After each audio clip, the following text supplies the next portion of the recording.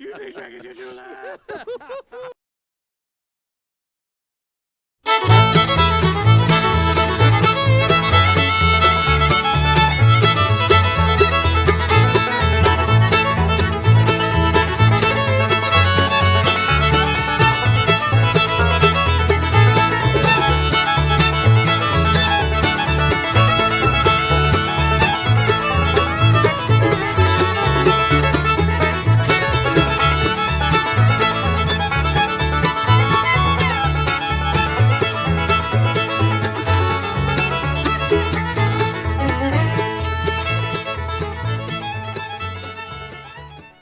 Tonight's Hillbilly Hives live stream is brought to you by the best salmon money can buy.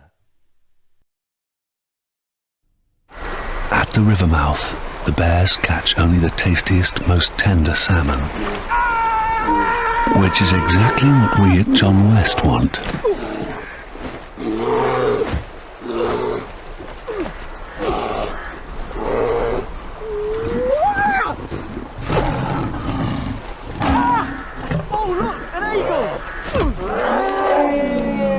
John West endured the worst to bring you the best. That was actually I laugh every time I see that. Hey, everybody. I don't know why you laugh. You're the one that had to fight him. I don't know. I would have never done that. Would you, Johnny? Yeah, no, You see that roundhouse he hit me with before I kicked him in the... Yep. That was old school, you got man. him right there. Old school. Hey, let me say something right quick. I want to say hello, Grayson. Hello, Wayne. Hello, Rodney. Hello, Don Bearden, my man. Kodiak Farms Lee, my brother. Michael Tangway and Gunline Bees, Tim. Hello. Hey, DC. About time. Yeah, we know where you was at just a minute ago. James Noel, and God bless every one of y'all for tuning in. We appreciate y'all. Welcome tonight. Hey, everybody. Good to see y'all. Welcome. Houston, everything's looking good there, brother, man.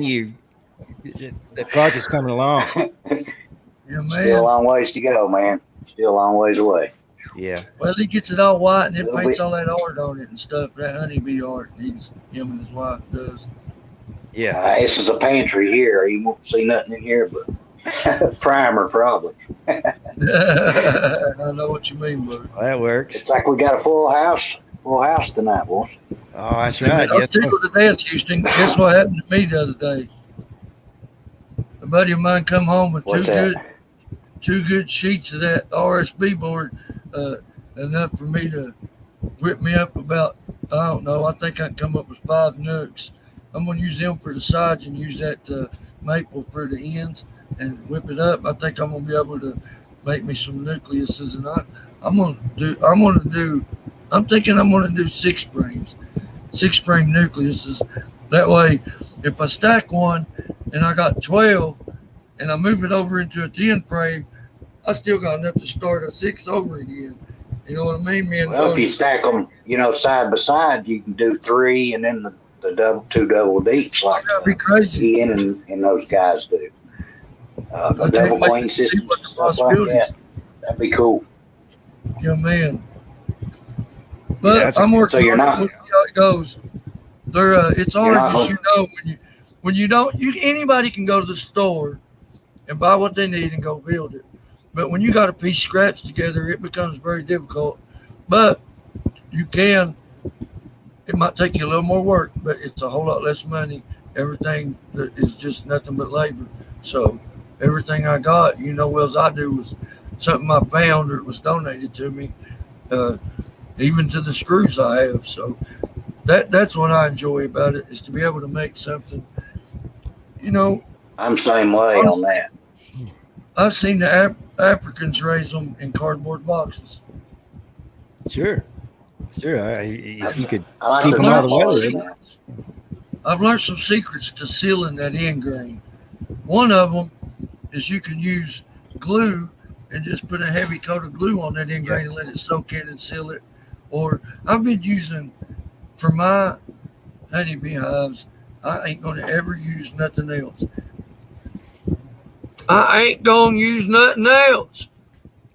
I thought that was a good idea. That Flex Seal is I've been using Flex Seal on everything I got now, and I'm in love with it. It seals like glue, covers like paint, and I've got a flow hive I bought that's about, I don't know, 3 or 4 years old, and it looks like the day I done it. And all I done was burn it and coated it in clear Flex Seal. And but I've bought me some other colors and stuff. I'm gonna, which y'all seen the blue. I'm gonna try some white and see if I can have better luck with the Flex Seal white than I can the latex white. I'm tired of that black molding and spotting. You know what I mean? Yeah. Yeah, that's what the weather we got, Earl. That's what causes that. I got it on buildings and everything. I got to pressure wash off all the time, so I can relate. Yeah. And I'm thinking the Flex Seal will help a lot with that. Use Flex Seal kind of talking about using that Flex Seal. Yeah, exactly. That's my point. I have used glue to seal those ends, but I think that Flex Seal is going to take it to another level. I think it's going to really do good. That's what those hives out there are sprayed with, my blue with the black bottoms. So yeah, hopefully everything will work out pretty good with that. And I encourage anybody to use it, Flex Seal. Listen, I know a guy, he would go up, and his job was fixing flashing around chimneys. And it used to cost a lot of money and take a long time. Now he buys a 6-pack of beer, 2 cans of Flex Seal, goes up on the roof, sprays the Flex Seal, drinks the beer, comes back down, charges them for a couple hours work. That's how good the Flex Seal is. That Flex Seal is awesome. It's awesome. You seen the commercial with it? You seen the guy in the commercial with the cock-a-doodle-doo. The screen door in the bottom of the John boat sprayed with the Flex Seal. That was one of the earlier commercials. I think you could do it, man. That stuff it works really good, man. It's just like rubber. It dries like rubber. Top of my house, where it goes up, you got that little crown molding that goes over top of everything, and that leaves that gap between the boards. All the nails had pushed up, and the water was going down in those nail holes. 2 cans of Flex Seal held that until I put a roof on it. And I would have not thought that, but it totally fixed it. No leaks until, it sealed up a nail hole. Yeah. I got a little spot in my gutter that I need to spray, and I think that's going to be the trick. Yeah. I think so, Bub. It's good stuff. They got the tape. They got the goo, I call it. Mm-hmm. It even comes in a tube where you can put it together. Like caulk. It'd be good for beehive lids in. It would, man. Push that white, keep them cooler. Yeah. I got a couple that's leaking. I have to get some. That's a good idea. They think a lot of it, but it goes a long way. You can get a lot out of a can. It's the best thing for campers I've ever used, or caravans. Well, if you think about it, you got a crack or something, it's going to run in there. You can get it to run in that crack a little bit while it's. I've used you spray it again, it for fills mobile it up. homes, that white sealant for mobile homes, but I never used the Flex Seal stuff. I bet it's similar. That's what I was thinking, because it is. It's like You're thinking about snow seals. Snow seal. Something like that. It's white. Yeah. And it's I rubberized. lived in a trailer park one time that they mandatory you do that once a year. They wouldn't let you keep your trailer there. Yeah. I got kicked out.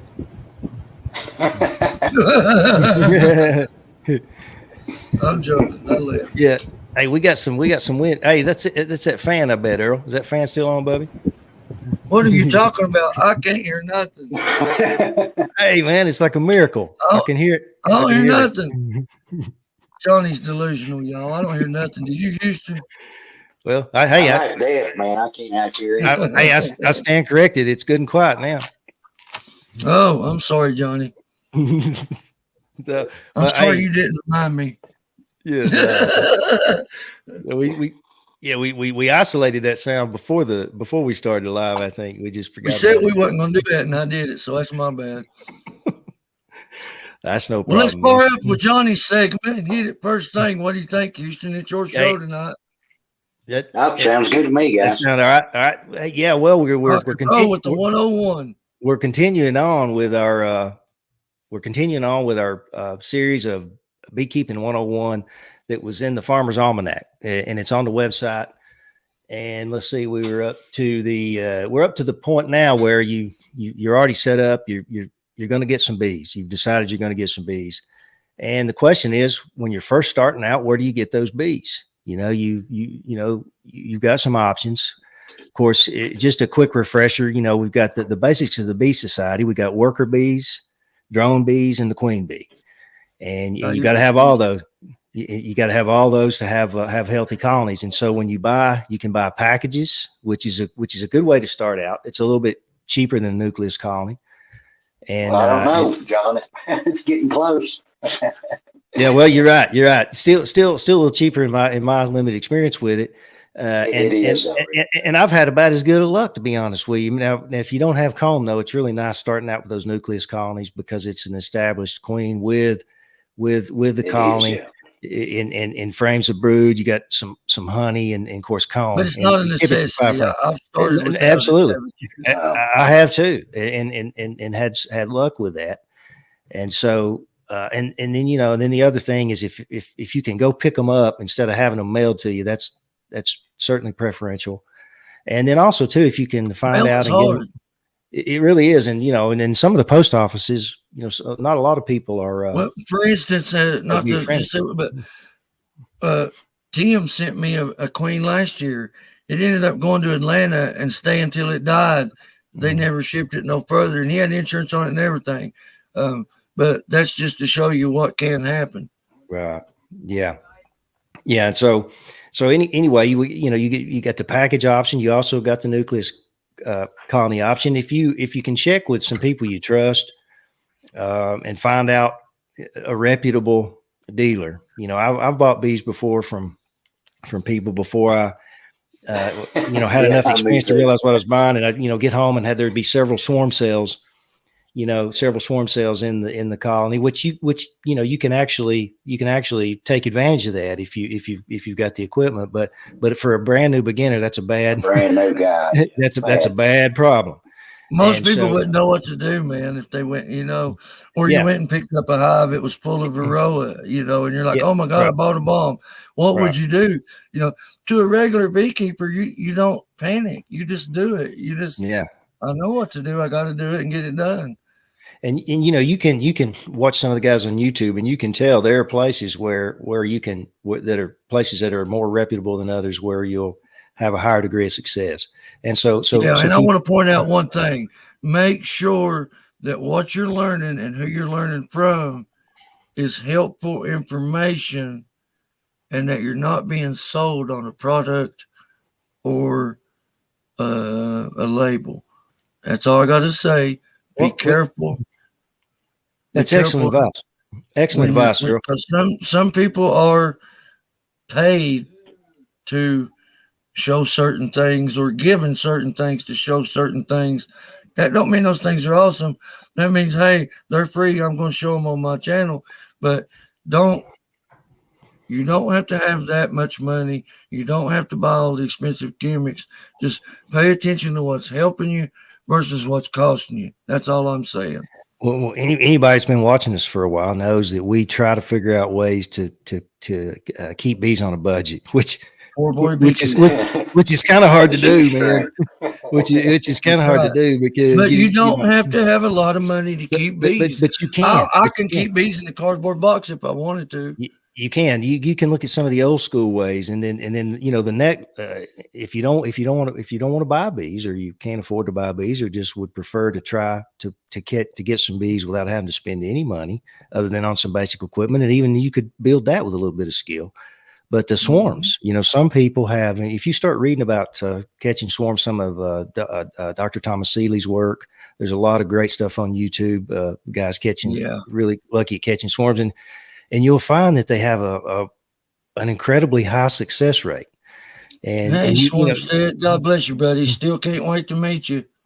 You'll have some dry years though. But and then again too, if you've already got some bees, it's good to have a few swarm traps out in case a swarm gets away from you. There's a good chance you might catch it in one of your own traps. It's sort of a backup plan.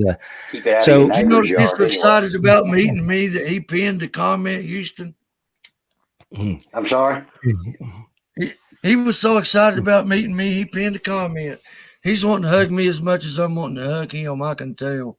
I love that guy. God bless him. I can't wait to see him. Such a good friend. I'm sorry. Go ahead. No, that's all right. I'm going to share this. I'm going to share this screen here. This is anybody that's new to beekeeping that hadn't had the pleasure of seeing the swarm in action. This is what they look like. And when I was just a real young fella, saw one of these, me and some buddies on our bicycles, and it's really sparked my interest in beekeeping. And many years later, it got me into it. So this is really a nice looking size swarm here. And so typically they're pretty gentle when they're in this mode. Not always. You can get stung up pretty bad. But generally, maybe some sugars in if you don't want no hugs. Maybe some kisses. Son of one, he mentioned getting locally. So yeah, I agree. Right. Your local, that would be your best bees. Well, and then I mean, there's different schools of thought on it. I love the swarms that I've caught. They're doing really good for me so far. It'll take a few seasons though for me to realize, hey, are they going to be good honey producers? Am I going to be able to split these? Right. What are they? Are they of gentle nature and so forth? But you hear a lot of guys out there that really swear by the feral colonies that they catch. Mike Berry, for instance, he's got I think he calls it Old Trusty. He's got a spot, catches swarms every year, and he talks about how good the queens, what the quality of the queens that he catches there at that spot. So anyway, so it just depends on location too, John. Yeah, let me add to that because I know for a fact that of the three vitalogenins, you have microvitalogenin. Microvitalogenin packs pathogens from the known environment and whatever that queen's exposed to and whatever those workers are exposed to, that microvitalogenin passes those pathogens down into because it is an egg yolk precursor to the egg yolk, and which in fact causes those eggs to become immune to whatever pathogens are handed down through the microvitalogenin. And so if your queens are raised somewhere other than where you live, then those pathogens can be different. And so, yeah, local queens are going to have all those local pathogens, which means she's going to be better suited for that environment. Not just, but I mean, biologically better for that environment. She's more equipped to handle those pathogens.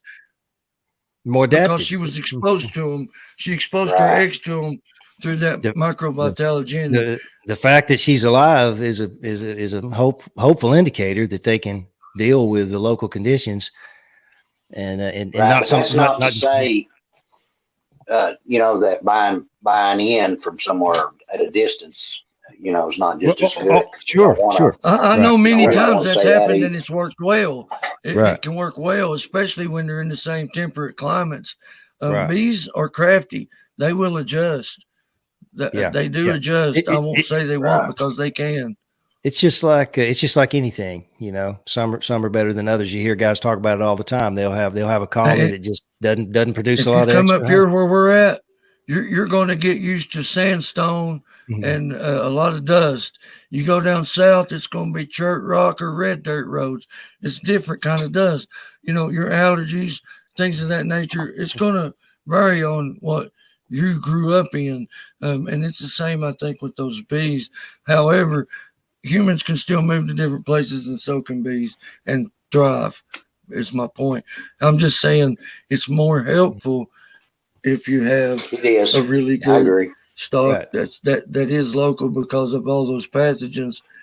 Right. That's something that she already knows how to fight, where another bee may not have the ability to fight certain bacteria, especially in the environment that us three, a lot of people don't realize it. We live in a temperate rainforest. I mean, this central Appalachian region, it's a temperate rainforest. And so we got over 8 yesterday, so it's a lot of water here. Yeah, man. Yeah. We get we get plenty of rain in typical years. We sure do. But that, you know, that's your options. You can buy bees. You can catch the free bees. You can, sometimes people will give you bees. Some guys don't want to really expand their yards, and then they either have to let them swarm or they end up splitting them. You know, one gave. Yeah, exactly. And when the locals get to know that you're into beekeeping, you know, you might get lucky and score some that way. It warned in the article in this particular lesson to check your local ordinances. Something I hadn't really thought about. It says that apparently there's some places where it's illegal to take a swarm. I'm not really sure why. I'm almost certain that's not the case in Tennessee. If it is, I may have violated it a time or two, but almost always on my own property. So, well, I know if you're selling bees, you know, they got to be inspected. Right. Exactly. You know, to transport them, you got to have that apiary certification. Yeah, so exactly. So that may be. So I guess, in other words, if you had a swarm trapped 10 miles away, getting it home, hopefully. Well, in the same state, you're probably fine, I would imagine, but maybe going to a different state with it, you know. Yeah. Well, I think Tennessee does specifically prohibit that without the health sticker, you know, and that makes perfect sense. Like going from Florida or something up, they worry about the African, you know, so it makes sense. I'd say state lines. If you live close to the state line, you'd have to work either north or south or east or west, depending on which line it was. Right. But anyway, that was that. Hey, that was it. And you know, and I knew that would bring on some different discussions on bees and how you get your bees and how you don't have to spend a lot of money. It's easy to, though. It's easy to get addicted to beekeeping, and then next thing you know, man, you know, you spend a lot of money. I've heard Lee Quimby say you can have $1 million in beekeeping, but you got to start out with 2. And so I like that saying. It makes a lot of sense. And if you're not careful, you know, you'll be like 5 hives and then 10 hives and then 20 hives and bee math. I've heard Houston call it that, bee math. Yeah, I'm not good at it sometimes.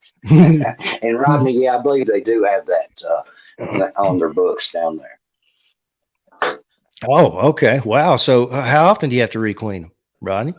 Is that like if you catch a swarm? I got you. Okay, I got off. I see. You just have to requeen any swarm you catch. Feral colonies. Yeah. Wow. I hear Bruce. I get Bruce and his bees in Florida down there. He talks about that a lot. Yeah. Okay. Yeah. He's a pretty good guy. I like watching him. Got a good heart on him, don't he? Oh yeah. Yeah, I like his stuff. Yeah. Yeah. If you can go local, I would go local. Hey, what about Mr. Fred Dunn last week, huh? Awesome. I hate I missed it, guys. I apologize. I had a great time, man. I can't believe we had such a good time. Yeah, it was a lot of fun, man. He cracked up like normal people, man. Yeah. I wanted to ask him about his rat trap video, man.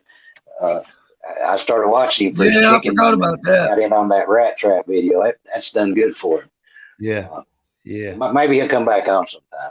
Well, I hope he does. That'd be awesome, man. It was great. And I've speaking of him, we got a great photo of him.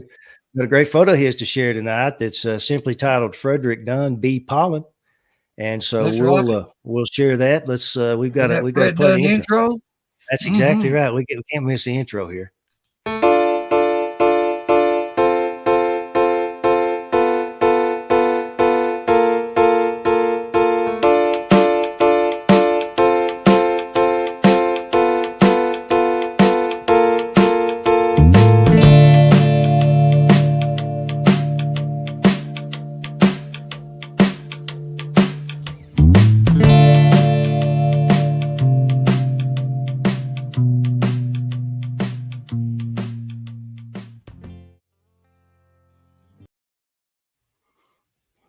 All right.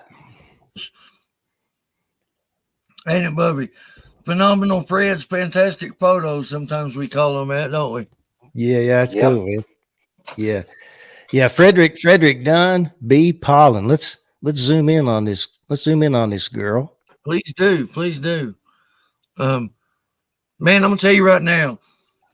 John, have we already shared this photo It looks similar. No way. To one on There's one that looks a lot like it, Houston. I thought the same thing a couple weeks ago. We shared one that the wings are different. You can see the wings on the other one. You can't this one. Yeah. I think that was the one that had the tattered wing, but the pollen. But here you can see more of the head. You can see the pollen.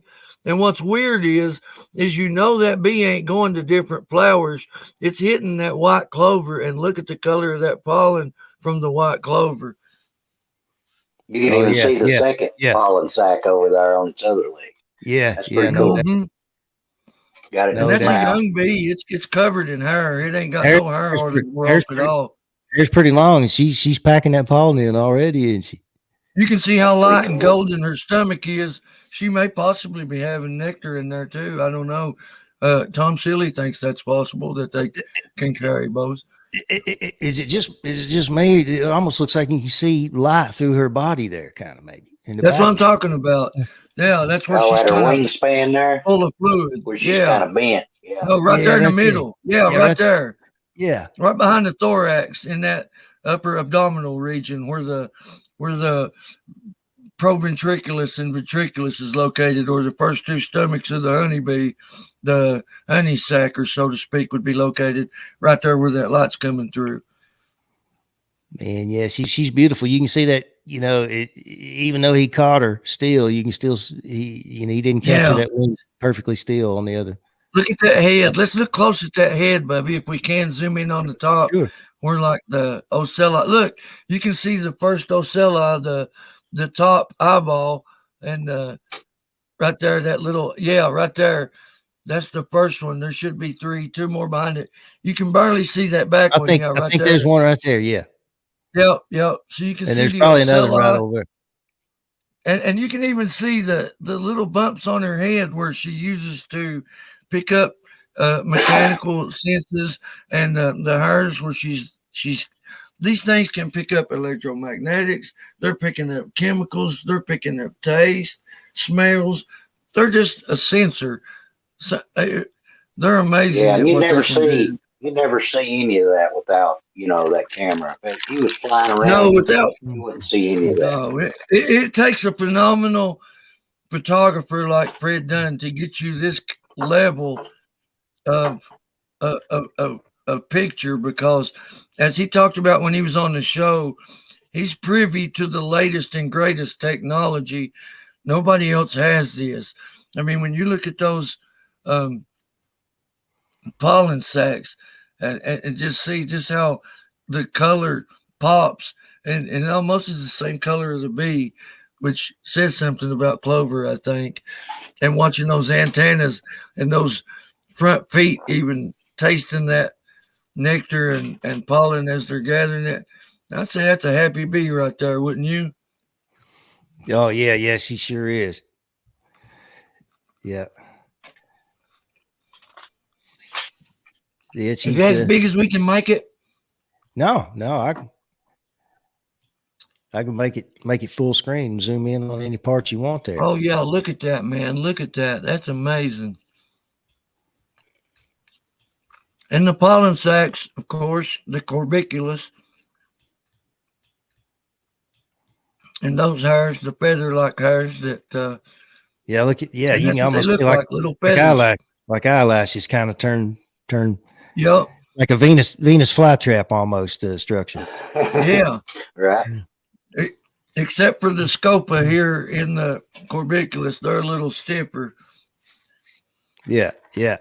That's to help to hang on to that pollen. That's awesome what you can see in a picture that you'll never see with your eyes. Yeah, it really is, man. I mean, it's fantastic. It's beautiful. Hey fellas, it's a good time. Our guest has showed up. Yeah. We got Mr. Mark Miller is our special guest tonight, and so happy that he was willing to come on and spend some time with us. And so I want everybody to let me see here. I got to if I can figure out what I'm doing here. Remove that screen. You know what's up, Bubby? You're the man. Takes me a second. Oh yeah. I'm sorry if these crackers are loud, but I like eating crackers. No, that's all right. Yeah, making me hungry, brother. But hey, listen, everybody join me for a warm round. Now, Mark and I have talked on the phone a couple of times, and he's an amazing guy, you know, and he's been keeping bees a long time. He's a real humble fella. But we're gonna learn a lot from Mark tonight. Just being on the phone with him a couple of times, I just keep learning stuff from him. So everybody join me for the warm round. Yeah, you don't. All right. I'm just kidding. Hey, Mr. Mark Miller.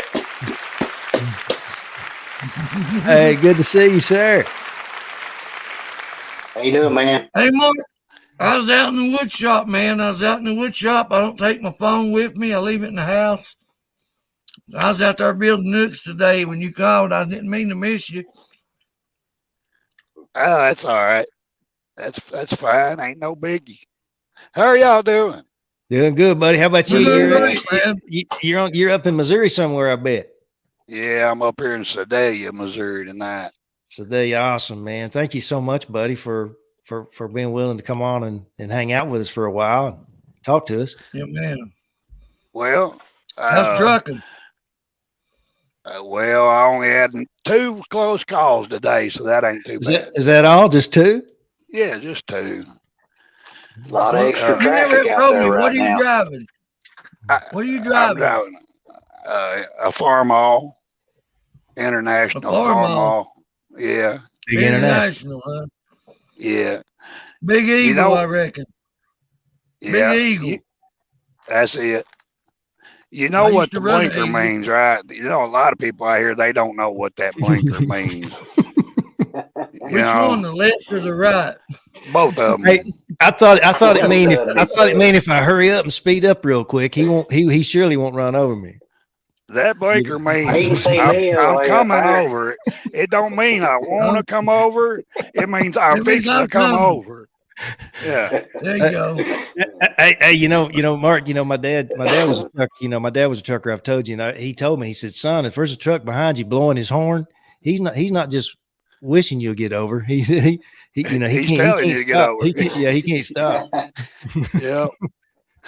Those little old tubes of BBs like we get when you was little, them little daisy tubes of BBs about that tall, that big around. Yeah, got many of them. You sling them out the window, by the time they bounce off that trailer and get behind you, whatever's back there gets away real quick. Yeah. Well, when they get too close to my tail end back there, I kind of just scoot over there toward the rumble strip and start throwing gravel on them, and they learn pretty quick. Give them a little gravel. Back, Yeah, get on back there, Yeah. That's the old truck driver right there knows how to fish tail and throw some gravel. That's a heart right there. Do people try to let you draft them so they can save on gas? Is that kind of what? Because I think MythBusters did an episode on that. Yeah, that's when you hit that rumble strip, Okay. Keep hitting that rumble strip. They don't teach you that in school. Yeah. Yeah, you don't want to do that on a motorcycle either, because they liable to straddle a deer or something, Yeah.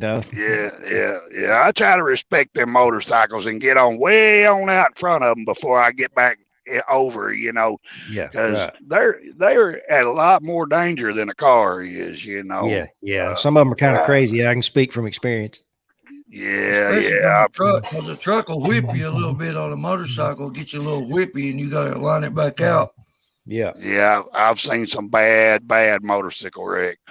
Oh, yeah, man. Yeah. That wind buffeted, man. It'll, especially either when you pass a truck or a truck passes you, if you're not used to that, if you got to relax or it'll. Yeah. Yeah. Well, I got to hunker down, so I'm so tall. If I sit up like this, and it gets me, I'm like, if I'm down like this, I'm all right, You're like a big old sail, aren't you? Big old wind sail. I was going across Michigan one time. It was about 2:00 in the morning, and I was just barely holding my head open, just barely holding my head up. And all of a sudden, he come by me doing about 170 miles an hour and scared me to death, And I got on up the road a little piece, and he had somehow or another, he lost it, and he hit the bridge piling, and he hit it just splat like that.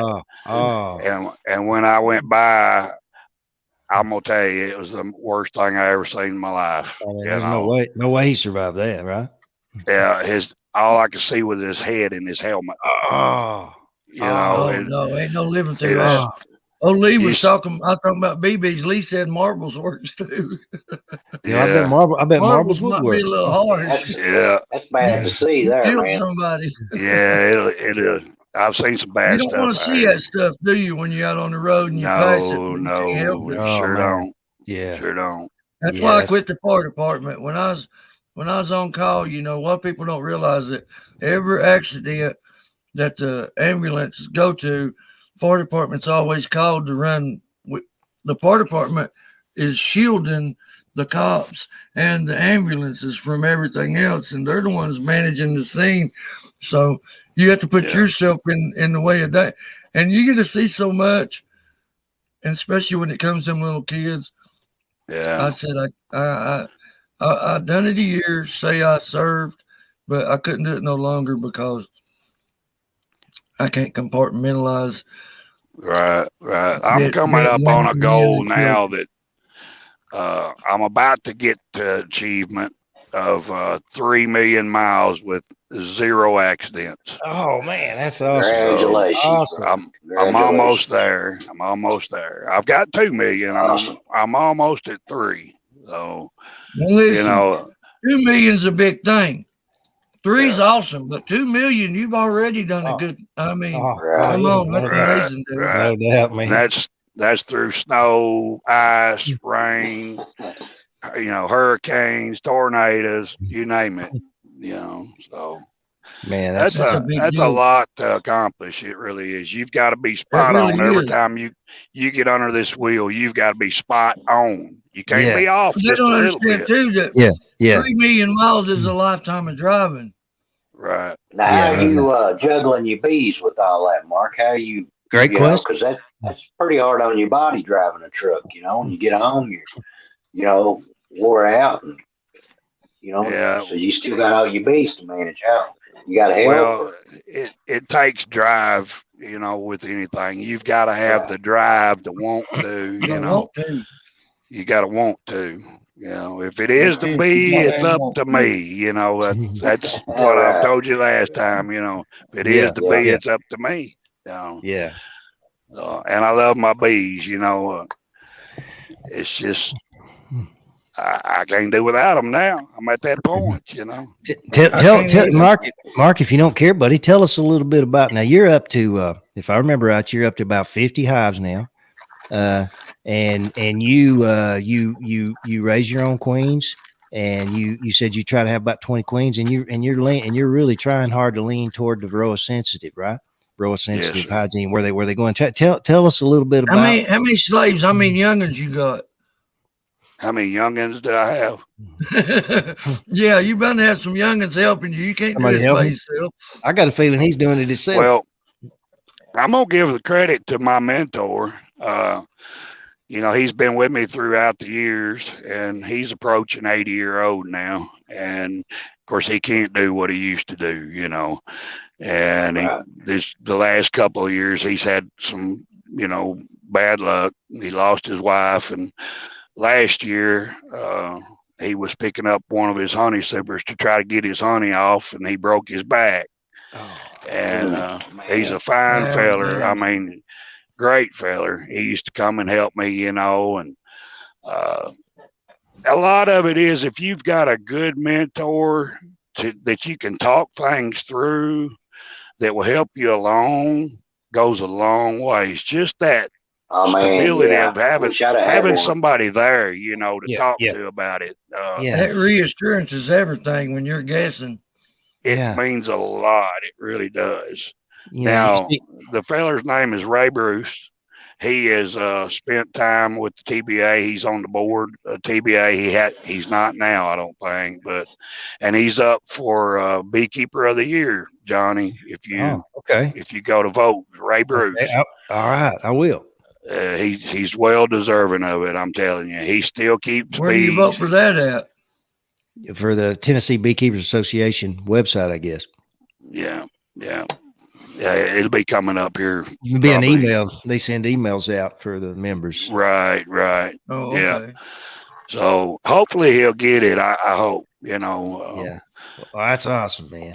I'll give a lot of credit to him, and the rest of it, I call it just the drive, the willingness not to give up. Just push through it and keep trying. You know, just keep doing it. Learn how to kill them mites. Yeah. Amen. Become a mite killer. If you can be a mite killer, you can raise bees all you want, and you can do it. It's possible. Yeah, it's possible. Yeah, I mean, you literally got to be a mite murderer. Yeah, you know. Amen. Sure. Otherwise, the mites are going to murder your bees. You know, we got to be a watch. We got to be a watchdog. Get rid of them small hive beetles. Yep. Get rid of them small hive beetles. Work on your ground. So the only thing, take care of your bees. Then the only thing you got to fight left, and then all that's left is Varroa, and you can take Varroa 101. And once you kill them, you can raise some bees, as many as you want, as much as you want. How do you treat your ground? How do you treat your ground, Mark? Well, you know, I found out by accident. I had a water softener went out, and one of them digital ones, you know. And I couldn't wait a minute. Let me tell you that Johnny is a professional water man. He college, job, retired. You talk about water, he knows agua. Yeah, I need to get him to test my water. But anyway, the water softener had went out. It was one of them digital ones, and I didn't know how to fix it. So I just dollied it out of the house, and I thought, well, what am I going to do with all this salt water here? You know, that's a lot of salt water. So I rode it down there by the hives and just started dumping that stuff everywhere, all along front of them hives. Smart. I didn't have no more beetles for a long time. Barnyard. The only problem I had is you go out there in the morning and the deer will be scraping all around the hive, digging holes trying to get the salt. Yeah, the side effect. Well, but they didn't turn out for them. Yeah. Do you have your hives anchored down or anything where they wouldn't turn them over, or did you have a problem with that? Seriously, I mean, they just pawed a little bit. They didn't bother the hives. Now, once in a while, you look out there and you get a good laugh. They'll get stung. Then one deer gets stung, and they'll be rolling over. You know, like, oh, something got me. You know, that was funny. You know, I've seen that a couple of times. Yeah, that does sound funny, man. But a fella could put out a salt block. You know, that's what I may try that. I may put out a salt block not too far away from it. Somebody else mentioned that. Yeah. And then pour some salt water in that. Now you said barnyard. You said barnyard bees. Both things. It kills the grass. Barnyard, Plus the beetles, you know. So yeah, that makes sense. Well, how did Barnyard do it? He just pour salt out, Houston? Do you remember? I think he mixes vinegar with his or something. He's got a video up there. Made a saline solution. Okay. All right. Yeah. Awesome. That's a natural way to treat. In the sprayer, and then he sprays around his hives 3 foot. Okay. Yeah. I may try that because that's similar. It's got salt and vinegar. vinegar. Have to do something like that myself. So yeah, I'll probably be trying that method. You know, natural I think would be the best. But a lot of people recommend that Guard. Is it Guard Star? Is that the name of it? Is it Lee? Is it Lee that always tells? Lee's the one. Lee's the one that can remind us every time, buddy. Yeah. If you can hear it, if you don't mind. It's some kind of drench, and you know, you pour it in. Lee had good job results. Yeah, he put it on strong. He put it on strong before he set up his one of his yards. But I like the salt though. That's and it's shady. It's shady in that yard. And in the last, I recall him saying he still had good luck all season there in that yard. Now I spent years, you know, looking at different types of bees and raised them, and you know, I went through Russians, I went through Italians, Carnolians, and I would get like two 1 year. Next year I'd get 5 next year, you know, and I'd watch them for a couple of years. You know, I'd let them live out their life, you know, just watch them and see how they do. And I would trying to pick out what I liked. Okay. Over the years as I watched them. So as time went on, I figured out, hey, you know, I could use this type of bee for this, and I can use this type of bee for that. And just everything just started playing, you know. I just started figuring out what this type of bee was good for and what that type of bee was good for. So where I went with it was I wanted something to where I just basically, because now I'm a truck driver and I don't have a whole lot of time on my hands. So That's right. I didn't want to have to spend all my time feeding bees in the fall. I wanted them to shut down and just like a Russian, you know, and come through winter like it ain't nothing and have honey left over, you know. So I did that. But now I'm starting to kind of go a different direction. You know, if you read your Bible, it says in there, in the end times, you won't be able to tell one season from the other. Okay. So I'm starting to have different thoughts on the shutdown part of it. I don't know really which way to go at this point. Okay. Because I had a drought back early fall, 2-3 months with no rain, and my bees shut down. So now I'm dealing with a bunch of old bees. Well, had they been all Italians, I may not have had that problem. Okay. Which the shutdown is great for not having to feed, and it will save you money. But if you have a drought, then they shut down. What are you going to do? You got to deal with it, you know. Right. So I don't know. I'm starting to have second thoughts on all of it. Which one I really like the best, but I really don't have a choice, to be honest with you. But so I started going down the VSH hole. Basically, when you got 50 hives, it costs a fortune just to treat your bees. And you're doing 3 or 4 treatments a year, it costs a lot of money.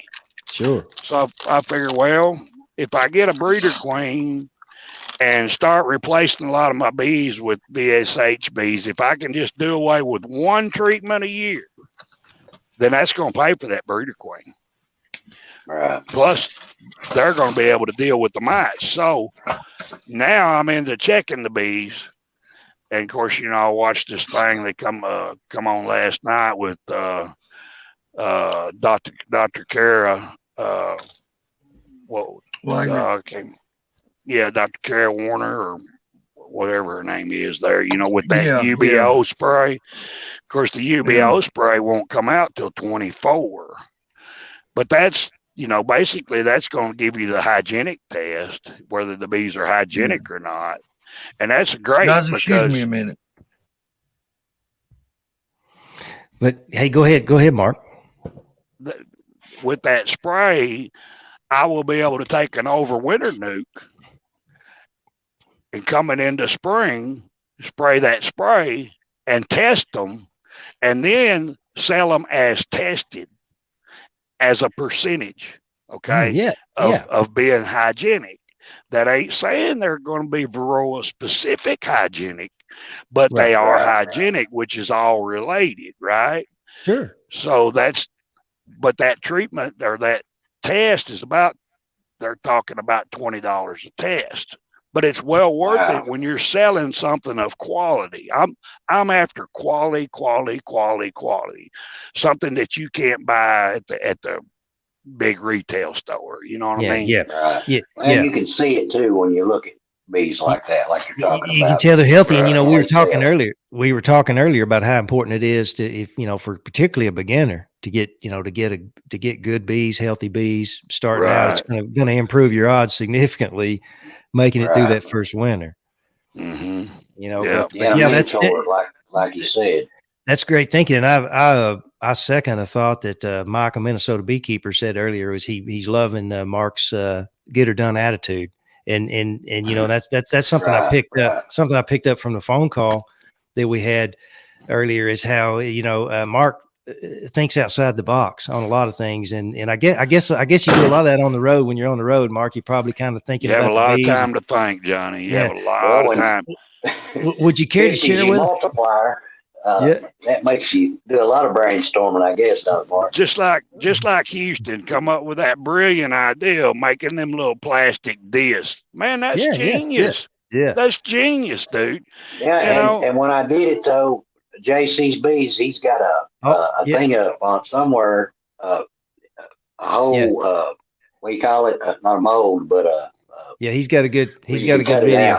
He's got a good video on it too, and it was similar to yours, but you I didn't know he had a video. You put your own little he's flavor. Got a printout on it. Yeah. Oh, he's got a printout too. Yeah, I saw him do a video. It's been a couple years ago, but everybody needed a refresher on it, and that's awesome. And because you spend good money on those little discs, and they're really handy. Them things are like $4 a piece, and I've got probably 100 of them. I wished I'd have thought about what he was doing. I'd probably sat down while I was out here in the truck and made the things, but it didn't take too late now. 5 minutes to make it. Yeah. Well, when you expand on up to 100, you or how many every, you'll run out eventually. I really like them to buy though. I like them like if I got a mating box and I just put a cell or a queen in there, a virgin queen, right, and I'm home, okay, and I know it's about time for her to fly out. It's getting real close, okay, and I look at the weather and the wind's going to be 40 mile an hour for the next 3 days or 2 days. I'll run down there and close them up, put it on that vent, okay, I know they got plenty of food. So in 2 days, when the wind quits blowing, I'll go down there and open her back up and let her fly out and get bred.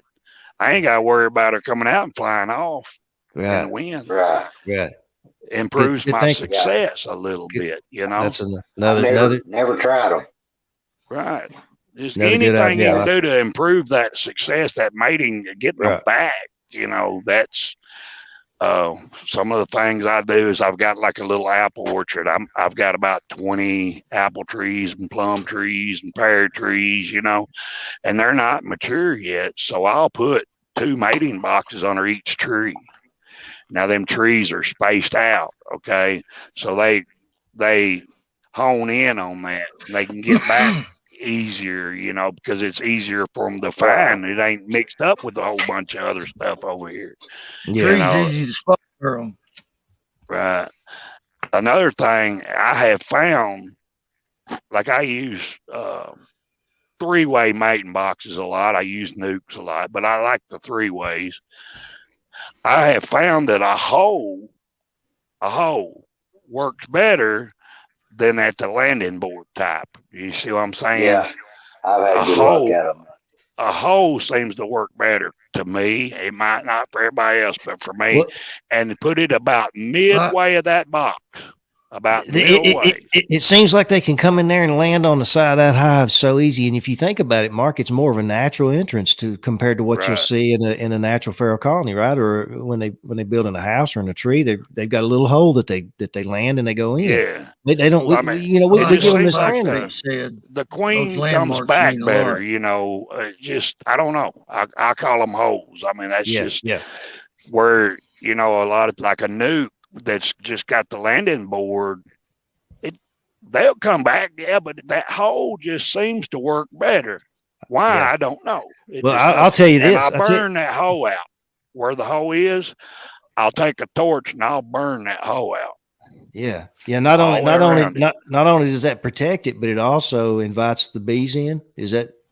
That's how I don't know what it is about it, but I'm just telling you, it works. Yeah. They love it. They love them burnt holes. I think it signifies like when lightning hits a tree and it hollers it out and they can go in it. I don't know. Maybe they just know if they smell it's probably a hole there, Yeah, and it's going to be clean. It sterilizes it. Charcoal sides. I mean, what perfect environment. Yeah, awesome. Now, I spend a lot of time in the wood shop. I'm like y'all. I try to make stuff out of nothing if I can. No, you don't. You're a truck driver. You just think you spend a lot of time in it. You spend a lot of time in it for you. I don't work. I spend a lot of time. No, I'm just joking. I'm kidding, Bubby. I'm kidding. Well, I'll go out there and I'll fire up the wood stove and I'll spend my Saturdays, when it gets cold. That's what I do. It's like trucking all the time, Bubby. And piddle with that, and get everything where I want it. And try to get everything together because when it starts. You ain't got time to do nothing. That's what I'm saying. Right now is the time to get everything ready for you next year, because while you can't get in your hives or nothing else, go ahead and build your nucs, go ahead and build your hives, get set up, get everything all waxed up and ready to go, foundations. Be ready so that when they do start, you can do your splits, you can add your supers, you can do what you got to do. Right. Versus go, oh no, what am I going to? I'm behind. You ain't got Don't time for all that. Yeah. No, that's what this time of year is for. You've got to build up. Yeah, don't put it Even off. if you think, oh, I ain't gonna need it, build it anyway. What else are you doing? You save. You know, it gives you something to do with your bees. When you think you got enough, build another 100 of them. Get some more. Yeah. Yeah. That's right. Yeah. And then make you a plan.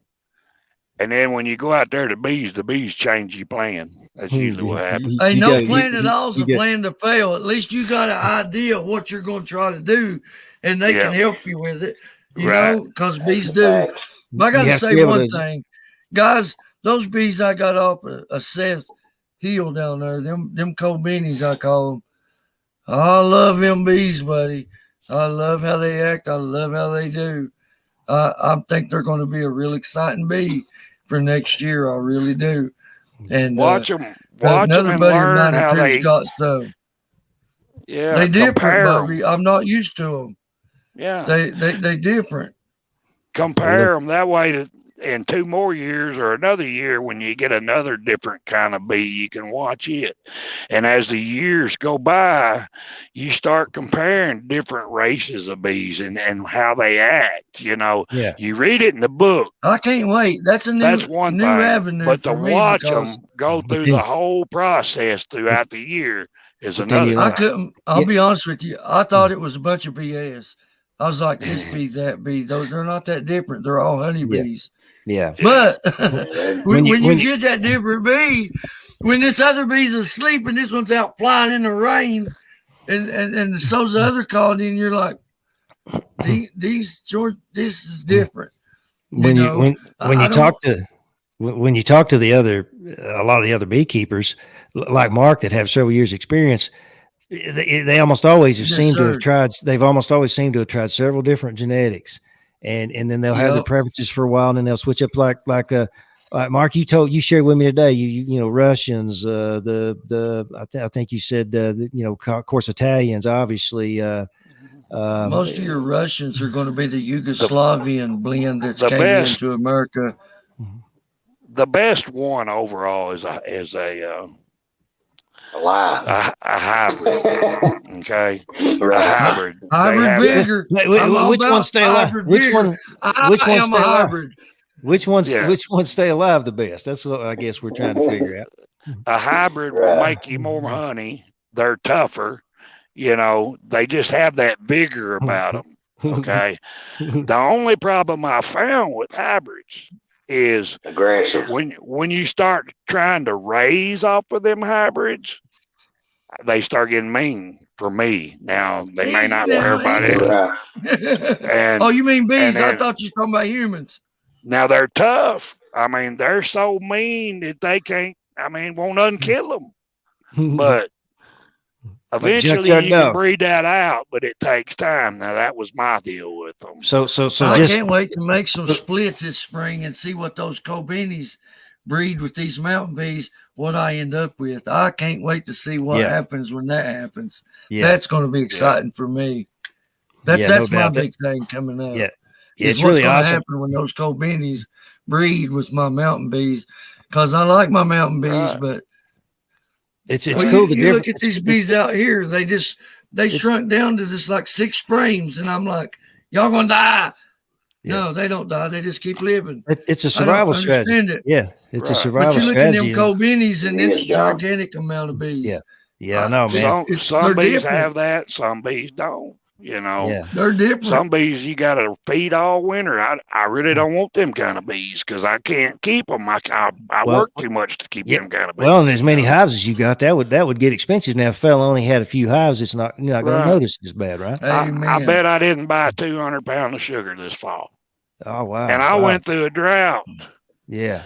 And I raised about 20, 25 nukes. Nice. That's where my sugar went, not on the big hives. Oh yeah. And so you're making wax. And you have a sustainability model that's really awesome. Tell us about that, son. Mark, how you've got multiple angles to try to make sure you can afford your hobby, and stay in the bee business. Well, Amen, it ain't Flower just Street. about the honey. Of course, Johnny, we're only allowed so much honey. Okay. Well, that's pretty easy to do with 50 hives. I would like to get that down to 10 hives or 15 hives, and use the other ones for resources of making nukes, making queens. So you've got to be multifashionable, with it. You've got to be able to make honey. Honey's just a byproduct. You're just like the rest of us, Mark. You said, I'm coming out of this truck. I'm coming out of this truck, and I'm going to do bees for a living. He's already did. That ever happened, but it's a lot of work. I'll just tell you, it's a lot of work. Yeah. But you obviously love it. You're like the rest of it. You're addicted to it, so you got to do it. We could truck our own bees out there to the almonds. You know what? We could truck our own bees out to the almonds if we had a couple of flat bees. Hey, the load of hillbilly bees going out to the almonds, man. If we had about 400 colonies, well, actually, to do that, you're gonna need about 600 colonies to send 400 out there. We're gonna have to grow it. We're gonna have to grow a little, guys. Yeah, we need about $15,000 to truck them out there. Or we need several more hillbillies. Yeah. Hey, Bruce is sending just 40 and 50 out there. You get one truck and 100 hillbillies, and you put them all on that one truck, and you drop them out there. That's how you do it. Hey, that'd be a fun trip, man. Talk about some cool videos. Yeah. Oh, yeah. You get to go out in there and then be like, no, we'll stay out here with them. And then be like, oh, God. We need somebody end up in jail. Yeah, y'all aren't staying, are you? Because I know where I'm going. I'm going to go stay with Jose. That's right, Jose. Yeah. I'm coming to stay with you, buddy. I got your address. Yeah, Jose gave me that. Earl, you got hit upside the head with the same obsession I got hit upside the head. You can't get it out of your brain, can you, buddy? You think about bees all the time? No. You think about them all the time? I dream about them. It's an obsession. I dream about them. Everybody has that obsession. At night, I'm down Bob Biddy's or down Cayman Reynolds or up Michael Palmer's or somewhere, all in the bees, up Ian Stepler's. In my dreams, and then I wake up and I'm like, I got 5 hives. Yeah. Hey, check it out, man. Hey, Flower Street Farms has done gave us a name. Hillbilly Pollination Services, Inc. I like it. That's it right there. It's got a ring to it, man. Now, I've got this idea. Hey, those hillbilly bees would love it out in California, wouldn't they? Yeah. I love having them out there, John. We could probably get us a teepee and go out there and stay in a teepee, That work. Hey, I'm not. No. Listen. There's a beekeeper out there called California Beekeeper. He's got land. We camp out on him. Hey, we'll be like, wink, wink. We'll watch your bees. He's thinking about moving to Tennessee. Camp out and watch your bees. Jose's thinking about moving to Tennessee. I didn't know if y'all heard that. Yeah, I heard about that mess. Yeah. But anyway, I got this wild idea, right? Of course, beekeepers get more ideas than anybody I know of. Amen. Well, okay, so I'm into the VSH raising queens, right? So I'm not advertising, but all right, say I want to keep track of that queen. I want to know how she does, right? I want to know how she did. Well, why not the QR codes? Why can't that work? Why can't I QR code it? Send you the QR code when I send you the queen, and all you got to do is scan it and file it. Right, and then the information can come back to me, and I get all the data on where all the queens went, how they did. Then I can send that to the guy that artificially inseminated. That way he can keep up with it, and we can see how good they done, see what corrections need to be made. Give every queen a QR code. And because see, we're going to come up with this spray. They've already come up with that. And if you got your queen in your box, you just scan her and it tell you what the QR code, what her genetics are and everything. That would be amazing, dude, if you could do that. Yeah, I'd say that. The question would be how to mark each queen with that identification. Well, you don't got to mark the queen. All you do is just send the QR code card and just be able to pin it to the hive that you put her in. When you walk up to the hive, you just take your phone and scan it. Yeah. And then it tells you what queen it is, where you got it. Okay, I got you. See, so you have that queen on the card outside the hive. She can be superseded or anything, so you'd want them to have her marked some way. Yeah, you could take it to that next level with those numbered markers. You know, you could have a picture. You could have a picture of the queen with her number on it, a picture and her number, and therefore you know because those two queens are the same. And then you can even carry it a step further, and her offspring, you can code them. I'm glad I thought of this. Ain't you, Houston?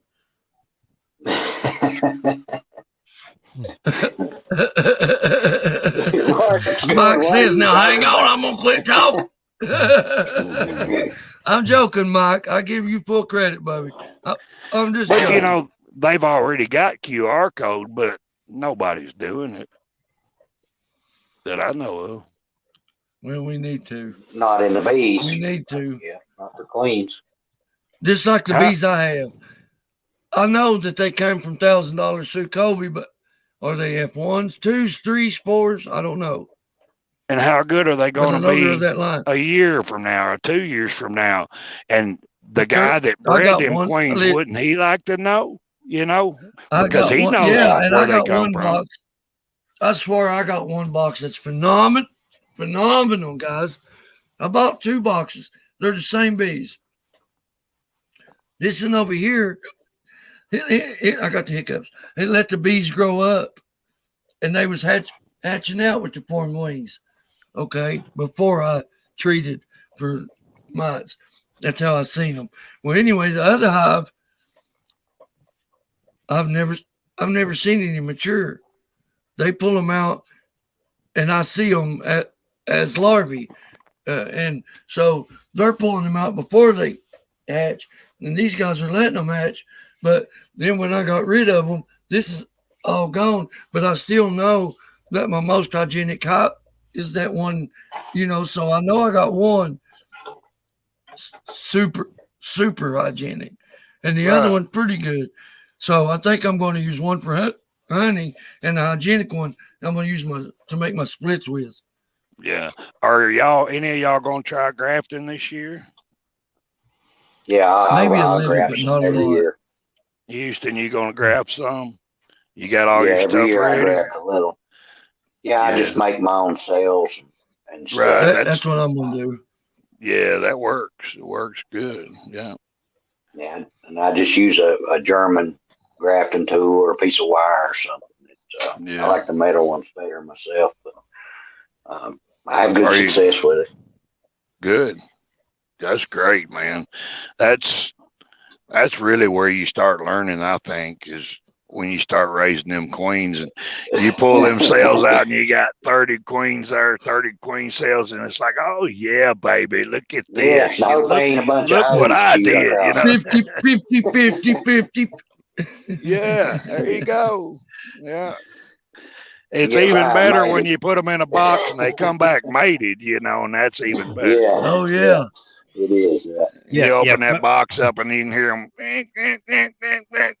Yeah. I like hearing that. You know, you ain't got to find her. You know she's in there. Just put the lid back on.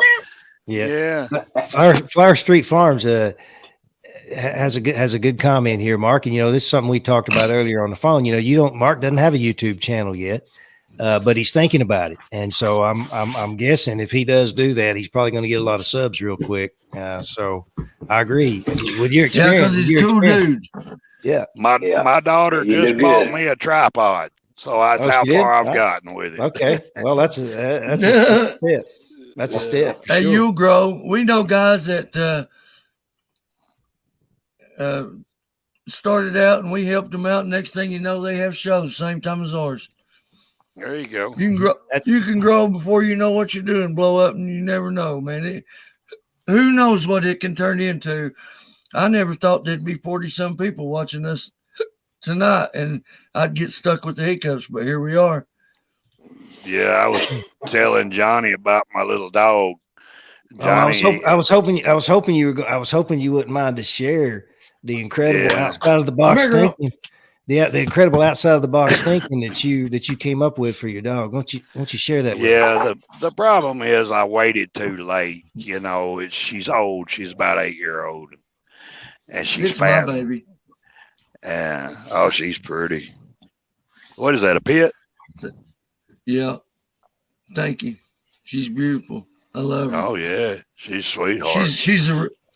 She's a reverse blue brindle. She's a brindle, but she's got blue stripes. So her daddy was blue. Y'all live up in the hills. I'm wanting a white, one of them old hill fast. You know what I'm talking about? I got one across the road. A smart one. Registered. I don't care if it's registered or not. I don't care about it being registered. I just want it to be smart. You know, be able to tree squirrels and dig moles and stuff like that. But anyway, he's got one across the road, man. Sure does. I waited too late about starting this, and I kind of got the idea. You know, well, I thought I'd just try it. So back in the summer, I grabbed her up and said, "Come on, baby." She loves to ride in the truck, right? So we just go off down there to the other acre. She's hanging her head out the window. Well, I just leave her in the truck, and I set me a nuke box out there with all my other nukes with some empty cone. Put me a hot dog on it. She walked around, you know, she didn't even know nothing. Finally, I coaxed her over and showed her that hot dog. Well, the next time we went over there and done the same thing. Well, then I got to taking the hot dog away, you know. And she looked at me, she's like, "Where's my hot dog?" You know. So the rules we didn't get too far along with it. I think I've got it in her head. You know, we'll see. I think I've got her to where she'll sit down on a queenless hive. Man, that is mind blowing. That's mind blowing to me. It makes so much sense when you think about it, because the pheromone, the lack of pheromones. Yeah. And how much time that's going to save a man when he's got 20 nukes out there, you know? I just wanted, you know, like a cowboy's got a cow dog, and now a beekeeper's got a bee dog. So I can let her out the truck, and she could go run them 30 hives right quick and sit down by the one that's queenless, and I ain't got to go through all of them. Yeah, it makes a lot of sense, man. That to me, that was mind blowing, guys. I don't know about y'all, but and I asked him, really. I asked him, I said, "How did you? Have you ever heard anybody else suggest that?" And share with them what gave you the idea. Well, my dog needs to step up. Becky, you need to do better. And listening. You guys got to tell me when the hives are queenless. There you go. There you go. I want to know if they were doing it for American foul brood. Okay, so it was a foul brood. Yeah, and they were training dogs for American foul brood, right? So when they transfer them out, they check a whole truckload of them at one time, and that way if they know there's one on there, to stop that truck and get it off or whatever they're going to do with it, right? Mm-hmm. So you know they teach dogs to find cocaine and drugs and all this stuff. Why can't I teach a dog to just tell me which hive is queenless? They got the pheromone smell to go by. Yeah, that's right. So I like it. I can make a queenless hive, and I can make, even if I ain't got bees, I can buy the pheromone of a bee and put it in a hive. Okay, they got the little stick things, you know. You know what I'm talking about? Yeah, I can carry that. I can use that for training too. See, so, but the only problem, like I said, I waited till she's about 8-year-old to start this. So I'm just, it's kind of a first venture type thing. So we'll step into it. I like it. I like the idea, and I was hoping you wouldn't mind to share it, because that's $1 million idea right there, man. You raise dogs. I'm going to try to train my dogs. You raise dogs. I got 3 pigs, and there's a fox across the road. We're going to figure this out. You raise dogs and teach them how to find queenless hives. Everybody's going to want one of those. Well, they can do it themselves. They just I'm a good dog trainer. Just need a pack of hot dogs. Need a pack of hot dogs and a smart dog. Some chocolate. I can train them if they can. Yeah. That's awesome, man. I love that, Mark. What other simple genius ideas have you got, brother? When you're out there traveling that long white line. Yeah, bring them on. Lord, let me think of some here. I don't know. Keep talking. I didn't mean to put you on the spot there like that. You got me thinking about my dog. I love my dog. I've got a pit. Well, it ain't mine. It's my daughter's. I correct that, but he's my baby too. I love my dogs. Mark and I had some good conversations. I got about 3 pits. About deer hunting today. I got 3 pits and 3 cats. Yeah. I've got people don't think pit bulls and cats go together, but mine does. I've got 4 cats and 2 dogs. We probably got 12.5 chickens and 1 duck and 4 or 5 turkeys. The daddy to these dogs 4 here. 4 or 5 peacocks. Lord, you ain't got no pets. The daddy to these dogs here used to care for chickens. It used to follow chickens around, and if anybody bought them chickens, that dog eat them up. Yeah. Uh-oh. And I love to hunt. I love to fish. You know, I'm big into crappie fishing, but my beekeeping has ruined my crappie fishing the last few springs. I've been too busy keeping bees. I'd say. So, but I still love it. You don't need to be on that black and crappie, no way. Yeah, that old black and crappie's bad for you. It's good stuff. Man, I tell you. Yeah. It ain't no better fish than crappie and bluegill, if you ask me. Oh, man, yeah, bluegill. I'll take a panfish any day. I love it. That's me too. Over it. Anything. Me too. Everything else catch a mess of bluegill or crappie. Got a gamey taste. Now I like walleye. It's pretty good, but those are kind of seasonal. But man, bluegill, not like walleye. I can usually bluegill are dumb enough. I can catch them about any day of the year. Yeah. Hey, now another thing, come up here. I'll put you on something about 4 pounds. Oh, really? Some big. I call them cab overs. I've caught them pound or 2. Come on up here. Come on up here. I'll show you where they're at. They have. You catch a bluegill and you'll think, I got a shark. I got a shark. They fight good, man. They fight good. Mark, are you working towards selling queens this coming up season, or are you just still working to breed? What are you working on that? Houston, really, honestly, it really depends on how life goes. I want to do a lot of requeening, and Mr. Ray, he wants to requeen his yard. I've got a neighbor that's got 50 hives. He wants to do a lot of requeening. So I've probably got 150 of them already gone. Just between my yard and theirs. Right. Going to their yards. So and after that, just depends on how the season goes and how good the mating, works out. Because you have good years and bad years with everything. Right. Well, time out. Sorry. Whoop, whoop. Time out. I'm sorry. Tim, you lose. Now, y'all getting down there south, talking about eating them tail fins like tater chips. I don't do that. No way. That's not a northern thing. That's a southern thing. I'm a go ahead. My bad. Those are tasty, man. I like them. Yeah. As long as they got cornmeal, man, a little bit of grease, man, they're good. Yeah. It's like a tater chip. I know. No, I don't think Houston, so. I'll probably sell some. It won't be no massive amount. I'm not going to be selling no 10,000 of them. We'll put it that way. There you go. Right. Yeah. I would rather, like I said, so the first 9,000. I'd rather y'all introduce a virgin with them genetics and let them mate with your bees, because I can make them with no problem. Where it's a lot of trouble to get them mated, and but I'll still wind up selling some of them because hopefully I'll make more than what I need.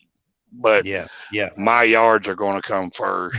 So what do you do if you can't sell them? I mean, I guess you just have some. You just let them die, right? If you got extras. Well, I'll over winter. I'll push them up to July, and okay, I see. I'll overwinter them. What I do is I use a 3-frame, a 10-frame box with 3 3s in it. Okay. And I'll pull two of the dividers out and put one in the middle. That way I got a nuke on each side. Oh, I see. Sure. Then what I use is that plastic corrugated stuff that they make signs out of. I've got a buddy that's got a printer shop, and he gets them things by the cases. So I use them as my divider. All right, when I split and make a nuke on each side, if it's depending on where the bees are and what time of the year it is.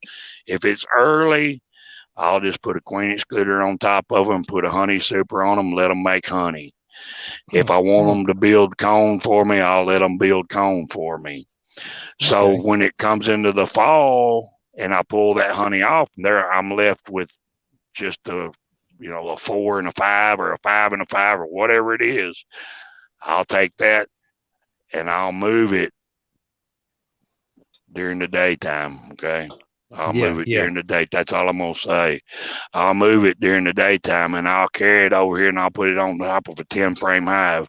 The bottom of that 3-way has holes in it. It's got wire at the top, wire at the bottom. So it's built just like a double screen board. So I'll set it on top of a 10 frame hive. I'll take a shim that has a divider in the middle, lay the newspaper in, put my sugar, I'll load it down. And they seem to get through the winter pretty good sitting on top of that 10 frame hive like that. Because they're getting the heat off there. They're not going through a lot of peat. Yeah.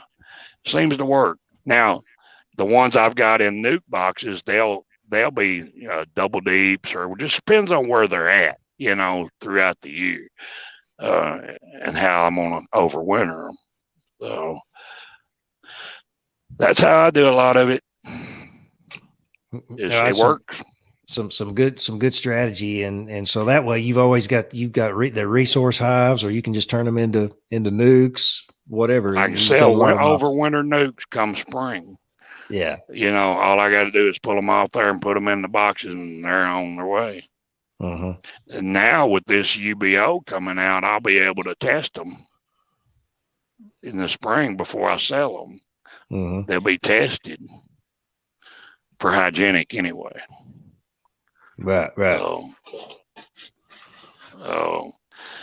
it's just what you want to do. Everybody's different. We have people around here that take a 10 frame hive, double deep, shake them all into a nuke, and move them during the middle of the day to another yard, and they'll overwinter them in them nukes. Yeah. Because they don't want to feed. They don't want to feed all them bees. Mm-hmm. Yeah, it's just all in what you want to do. There's so many ways to manipulate them. They really are. Yeah. Yeah. Yeah. But thank goodness for that. So we'll have options. Right. Yeah. That's why I like watching a bunch of people like that, because you pick up, like you're talking about different things. John would be Earl. There's always something different. Yeah. You tried it one way and not had success. What do you got to lose? Right. That's how you learn. Just try new things. Yeah. It works. Things work. Some things don't. It's just like the dog. It might work. It might not. We'll see. Time will tell. I think you're trial and error, ain't it? That's an awesome idea, Mark. And man, what a great video that's going to make. If it is to be, it's up to me, right? That's right. Well, look at it. If it is to be, it's up to me. Yeah. When it's 110 degrees out there, if you don't go out there and do what has to be done, it ain't going to get done. That's you.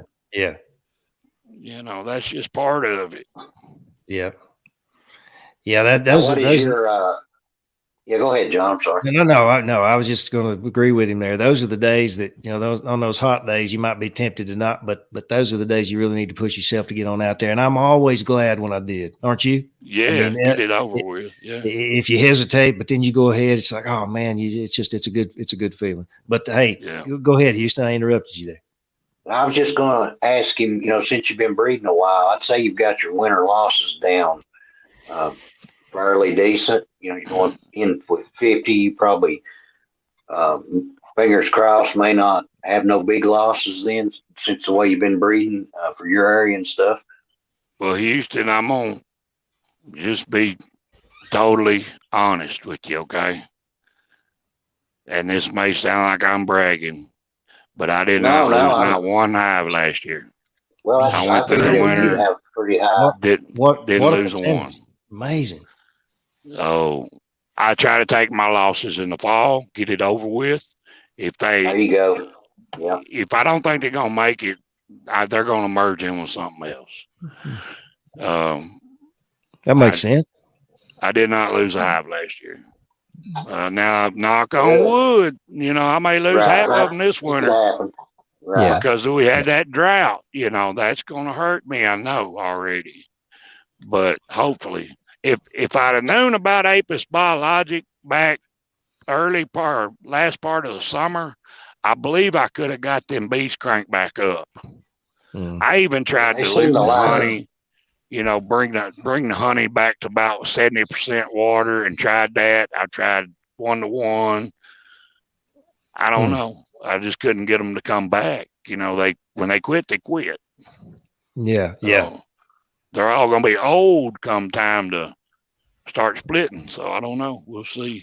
Yeah. It's that time of year where you kind of wonder and hope and pray. Well, so far it's been mild. Been a mild winter so far. Oh, sure. Right. And that's hard too. A mild winter is worse than a cold winter. Yeah. You can almost argue that if it were to get cold and stay cold, it would almost be better than these roller coasters. It would be. See, that's where I've been thinking. When you think about, you won't be able to tell one season from the other season. Okay. Amen, brother. So we're going through that where you really don't have a winter anymore. It'll be like 2 weeks of winter and 2 weeks of summer and 2 weeks of winter and 2 weeks of summer. So which way do you go with your bees? What is best here? Yeah. Is it best to have one to shut down when there ain't no nectar source? Or is it not? One thing that Frederick Dunn said last week that really was interesting to me was how the bees, not so much the temperature and so forth, but it's the availability of resources that trigger the bees to slow down in their brooding cycle. And it made a lot of sense. And it was in the context of when we were talking about observation hives and how the bees act if they're warm inside that hive, but then it's cold outside. And so it would seem that it would be the same, in the case that you're talking about. That they would that they would be more based upon what's available for them, Yeah. As to what. So if you feed them, I mean, do they, does that kind of mess that up too? In addition to the swing in the weather. Yeah. Who knows? But for you to have 50 hives and not lose any, that's tremendous percentage. And so folks need to be kind of looking at what you're doing. Have we posted the site? No, he doesn't have a site yet, but he's thinking about getting one. Have we posted for somebody to come, everybody to come in and talk to us? No, we hadn't posted a link yet. Hour and 28 minutes. That's right. We're getting close. Yeah, we've been hogging Mark all day. Mark. Hey, you gonna be able to hang around a while? You got some time to hang around a while still, don't you, buddy? I ain't going nowhere. All right, awesome. I'm here for 10 hours. Oh, you're here for 10 hours? Okay. He's laid over and he ain't got nowhere to go. All right. That's it. It's 30 degrees up here. All right, buddy. I'm posting the link right now. So folks, come on in. I wish I was with you and we was driving teams. Come on in and visit with us and visit with Mark. And if you got any questions for him, I'm sure he'll be glad to answer it. My wife said, "You get on there, go live. Don't be smoking no cigarette." That's what my mom told me. She said, "Quit smoking on there. It looks bad." I said, "If I don't smoke, I go crazier." Yeah. It doesn't look as bad as going crazy, does it, Eric? That's right. We're not your average. Lose my mind. We're hillbillies, uncivilized. Our world is not your world. Now, I will say next year I'm going to spend a little more time in the bees. I'm calling next year the 7th. I'm not going to do any gardening. Oh, spiritual so completeness. He's going into the 7th. Yeah. Jubilee. Yeah. I heard that. Yeah. Awesome, man. Well, he's going to let his ground rest. I garden really hard. Block old Rick's mic. I'm You a know what you hard got gardener. I grow my corn, my peas, my potatoes, my green beans, all of my tomatoes, stuff like that. And I go at it, and it takes up a lot of my time. So next year, when my clover dies, I ain't decided whether I'm gonna burn it off or till it in. I think I'm just gonna leave the ground like it is and burn it off. And I'm gonna call it the 7th. Put my faith in the Lord. Hope I got enough to carry me through if we go through a depression, and just put my faith in Him and move on. I'm gonna do something else next year, and amen. That'll buy me a lot of time right there, not playing in the garden too. Yeah. It takes a lot of time. Hey, that's all we can do is give it to the Lord. Rick, we love having you, brother, but you got a feedback on you. I muted your mic there for a minute, but I don't know if I think you got it worked out. Hopefully. Yeah. Sounding better now, Rick. Can you hear us? Okay. Yeah. How you doing, buddy? All right. I've been doing all right. Good. How you doing, Rick? Well, all right. Love Minnesota. Minnesota's an awesome place. How cold is it up there? I don't know. I'm in Indiana. Yeah, he marks in Missouri. He's in Missouri. Oh, okay. But I'm probably close to a road that you travel quite a bit, Highway 70. Oh yeah. Mm-hmm. Yeah, I know it well. What side of Indianapolis are you on? By Terre Haute. Oh, okay. Yeah, you're over on 41, close to 41. Yep, I'm between 41 and 70. Down there in the corner. Awesome. Down here. Yeah, I go down there. What's up, Spanky, Mr. Larry? Spanky, hey, buddy. Good to see you, man. Good to see you. He's got a brand new drawing on the wall there behind him, looks like. Yeah. I see that showing off. Yeah, man. I go down there to Lewis Bakery and pick up a little old town down there on 41. I can't remember the name of the town now. Hey, we got somebody. I got a question. We got somebody coming in. We had a chance to meet before. Hey, that's up Flower Street. Yeah, we've seen him in the field. Brian. Good to see you, Brian. Can you hear me? Good to meet you, buddy. Yeah, I hear you good, buddy. Awesome. Yes, sir. How you guys doing? Doing great, man. Thanks for coming Mark, in. how are Great. you? Good to have you on here. Yeah, I'm getting excited to meet you guys at Hive Life. It's coming quick. Yeah, to be here before you know it, buddy. January 6th and 7th. Awesome. Glad you're coming, man. We're good. I got my nephew lives down there. He said he's going to put me up for the weekend or week or however long. Nice. That's good. We are flying out, and we're driving a rental back full of stuff. That's our plan. Oh, wow. Cool. Is that right? Yeah. There's going to be some good deals. Going to be some good deals. You're just going to make it halfway back. You ain't going to get out of Tennessee. We're going to rob you. There you go. 21 days. We can throw it in the back of my semi, Earl. We can put it in the back of my semi and boogie on down the road. There we go. They never know, will they? They won't ever know. Now that diesel fuel. We're driving right on up in the back. Yeah. Look at there. You know somebody's going to spend some money when they said we're going to fly down there, buy a bunch of stuff, and drive back in a U-Haul. That's right there. It's got the money. Yeah, I wouldn't say that. It's a big investment for sure. And getting to meet a lot of people, going to the vendor event, looking at a lot of equipment that you can't buy something in a catalog that costs $2,000, right? Yeah, you need to kick the tires. You're a seasoned beekeeper. Yeah, exactly. It should be known, guys. Flower Street is a seasoned beekeeper. He's not. That's not obvious. This guy's a serious beekeeper. Yeah, I want some of that creamed honey he does. But thank you. Yeah, we've been having some great conversations around. I've got $1 million plan for me and you, buddy. Yeah, well, there you go. Ideas, Mark. I've got it planned in my head. I can't get away all my secrets. Right on. No, go ahead, Mark. Go ahead, Mark. Tell him. Go ahead, Mark. It won't hurt nothing. Go ahead. It's just us. Nobody's listening. Just us buddies. Just I us don't know whether hillbillies. I ought to let that out or not. I don't blame you, I Mike. would. I'd let it out. I'd help everybody if I could. Mark's been selling his honey in buckets, and I've been encouraging him to consider some value-added honeys so he can really get the most out of his product. There you go. There you go. Say that. Is that good, Mark? Good. Okay. Good Okay. advice. I know where Good you're advice. going with that, and that's something Brian. Spanky's good at too. Is taking honey and upgrading it. Okay. Brian, the key word is I've been freezing my honey in 5-gallon buckets. And I know everybody ain't got the room to freeze a whole lot of 5-gallon buckets, but I happen to work at a place that's, got a 2,000 pallet storage room.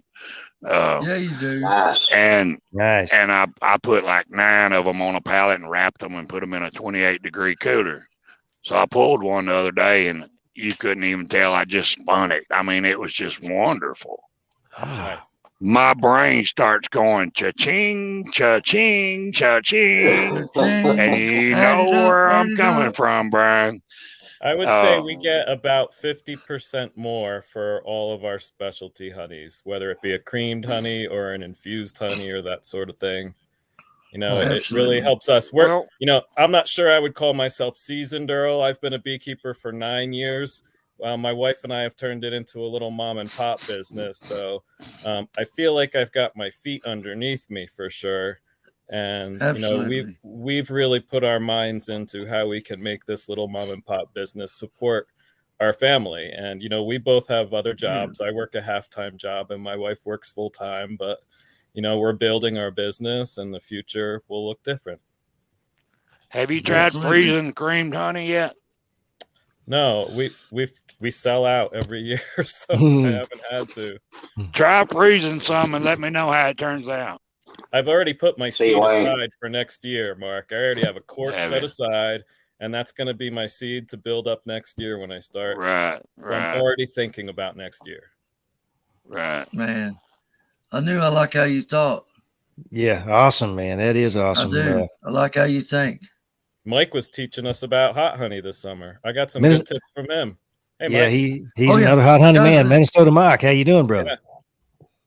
Larry, he Can't hear you. does the hot honeys there too. Did you ever try that hot honey? Oh yeah, it was good stuff, man. Yeah, you're muted, And Mike. thank you, Mother, again for the soap.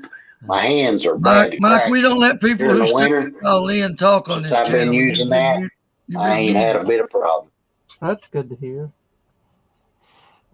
Spanky, you make a good hot honey too, I hear, huh? Yeah, man, he makes it so hot that people are afraid to taste it anymore. Yeah, you ask Earl. Mike, turn on your mic. Mike, turn on your mic. Mike, turn on your mic. Mike, turn on your mic. Yeah, he's I saw his lips moving, but I couldn't read him fast enough. He got mad and quit us. Yeah, he may have been having technical difficulties. Look at me over here in the number 1 seat. Whoop, how'd I get here? We get 2 more in here, we'll have it full. Yeah. Almost we get 10. Did you see the video that Lee put out when he's making that mead? Oh, there he is. He's unmuted. Oh, Lee don't make videos. Yeah, that was a good video. I watched that premiere. Try it again, Mike. That was Mark. like, hey, Mike, we can hear you now, buddy. How about it, Mike? How about it, Mike Coon Lake? Come in. Amen, brothers. Yeah, if Breaker, sell honey, Breaker. For twice the price per pound, I'm not backing away. It just value added. Yeah, so you agree with Brian? Value added makes sense, particularly when you're trying to be sustainable in the beekeeping world. I just don't want to play around with that. So the ghost pepper honey would go for $20 a pound. Man, wow. Yeah. Yeah, Mike has ancient Chinese secret. Actually, I kind of do, but Brian and I actually end up lowering the moisture the exact same way with the pot lids. So, and that's a real trick. Oh, okay. Just like you said, you just pour that off.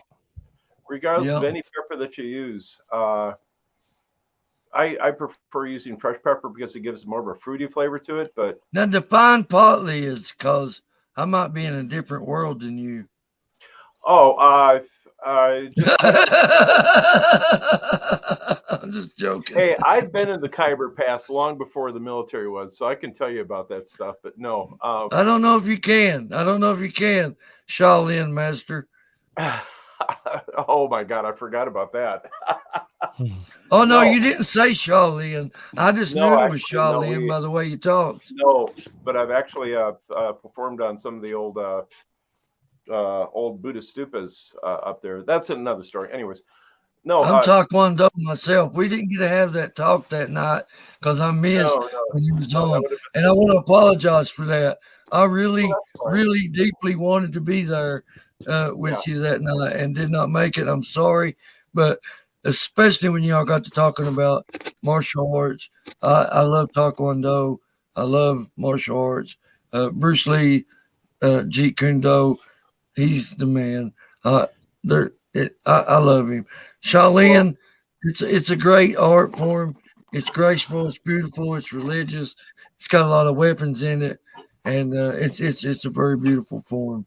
I've never seen anyone with any kind of combat skills like that go up against the Colt 45. Well, if you're within 10 feet of me, I'll give you a chance. Yeah. I'll run away if you miss. No, but that means you're about what, Mike? 6'3", 6'4"? No, I'm 7'2". No, I'm like 5'9". Earl, what Brian and I were talking about is that anytime you're infusing a honey, you have a kettle and you have like a dome lid. Just think of a regular soup kettle. You leave pour the that lid hot on. water off. Yeah, and then just take the lid off and shake the water into the sink. And it's amazing. I was just talking to Russell Koopman about that, and he leaves his pot lid off, and he's not getting the moisture reduction. And the only thing we could think of is that by leaving the lid on top, boy, I'm giving away a good secret here, aren't I, Brian? By leaving the lid on top, it actually increases the temperature get that condensation buildup of the surface of the honey, and then allows. You got to have that hot, cold spot for that condensation to build up, don't you? Yes, but you're also increasing just the temperature just at the very surface of it. Exactly. So, anyways. I don't know Mark, if you guys know, like the wax melting pots they sell in like Man Lake catalogs or something with the little spouts that come out. You know what I'm talking about for melting wax? Yeah. Yep. I used that. So you could put like 1.5 gallons in there almost. And I made 2 batches of it. And then I put it in a 5-gallon bucket. Then I strained it out before I put it in the 5-gallon bucket. And then I adjusted to the hotness. I diluted it a little bit. But it was really, because that was my biggest question. How am I going to give this low heat over a long period of time?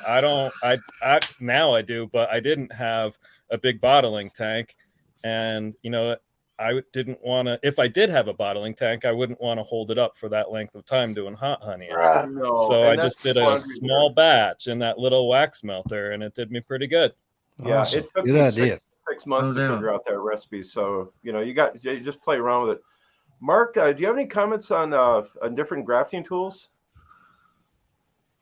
Well, Mark, I just use the cheap Chinese grafting tool. I like the one with bamboo.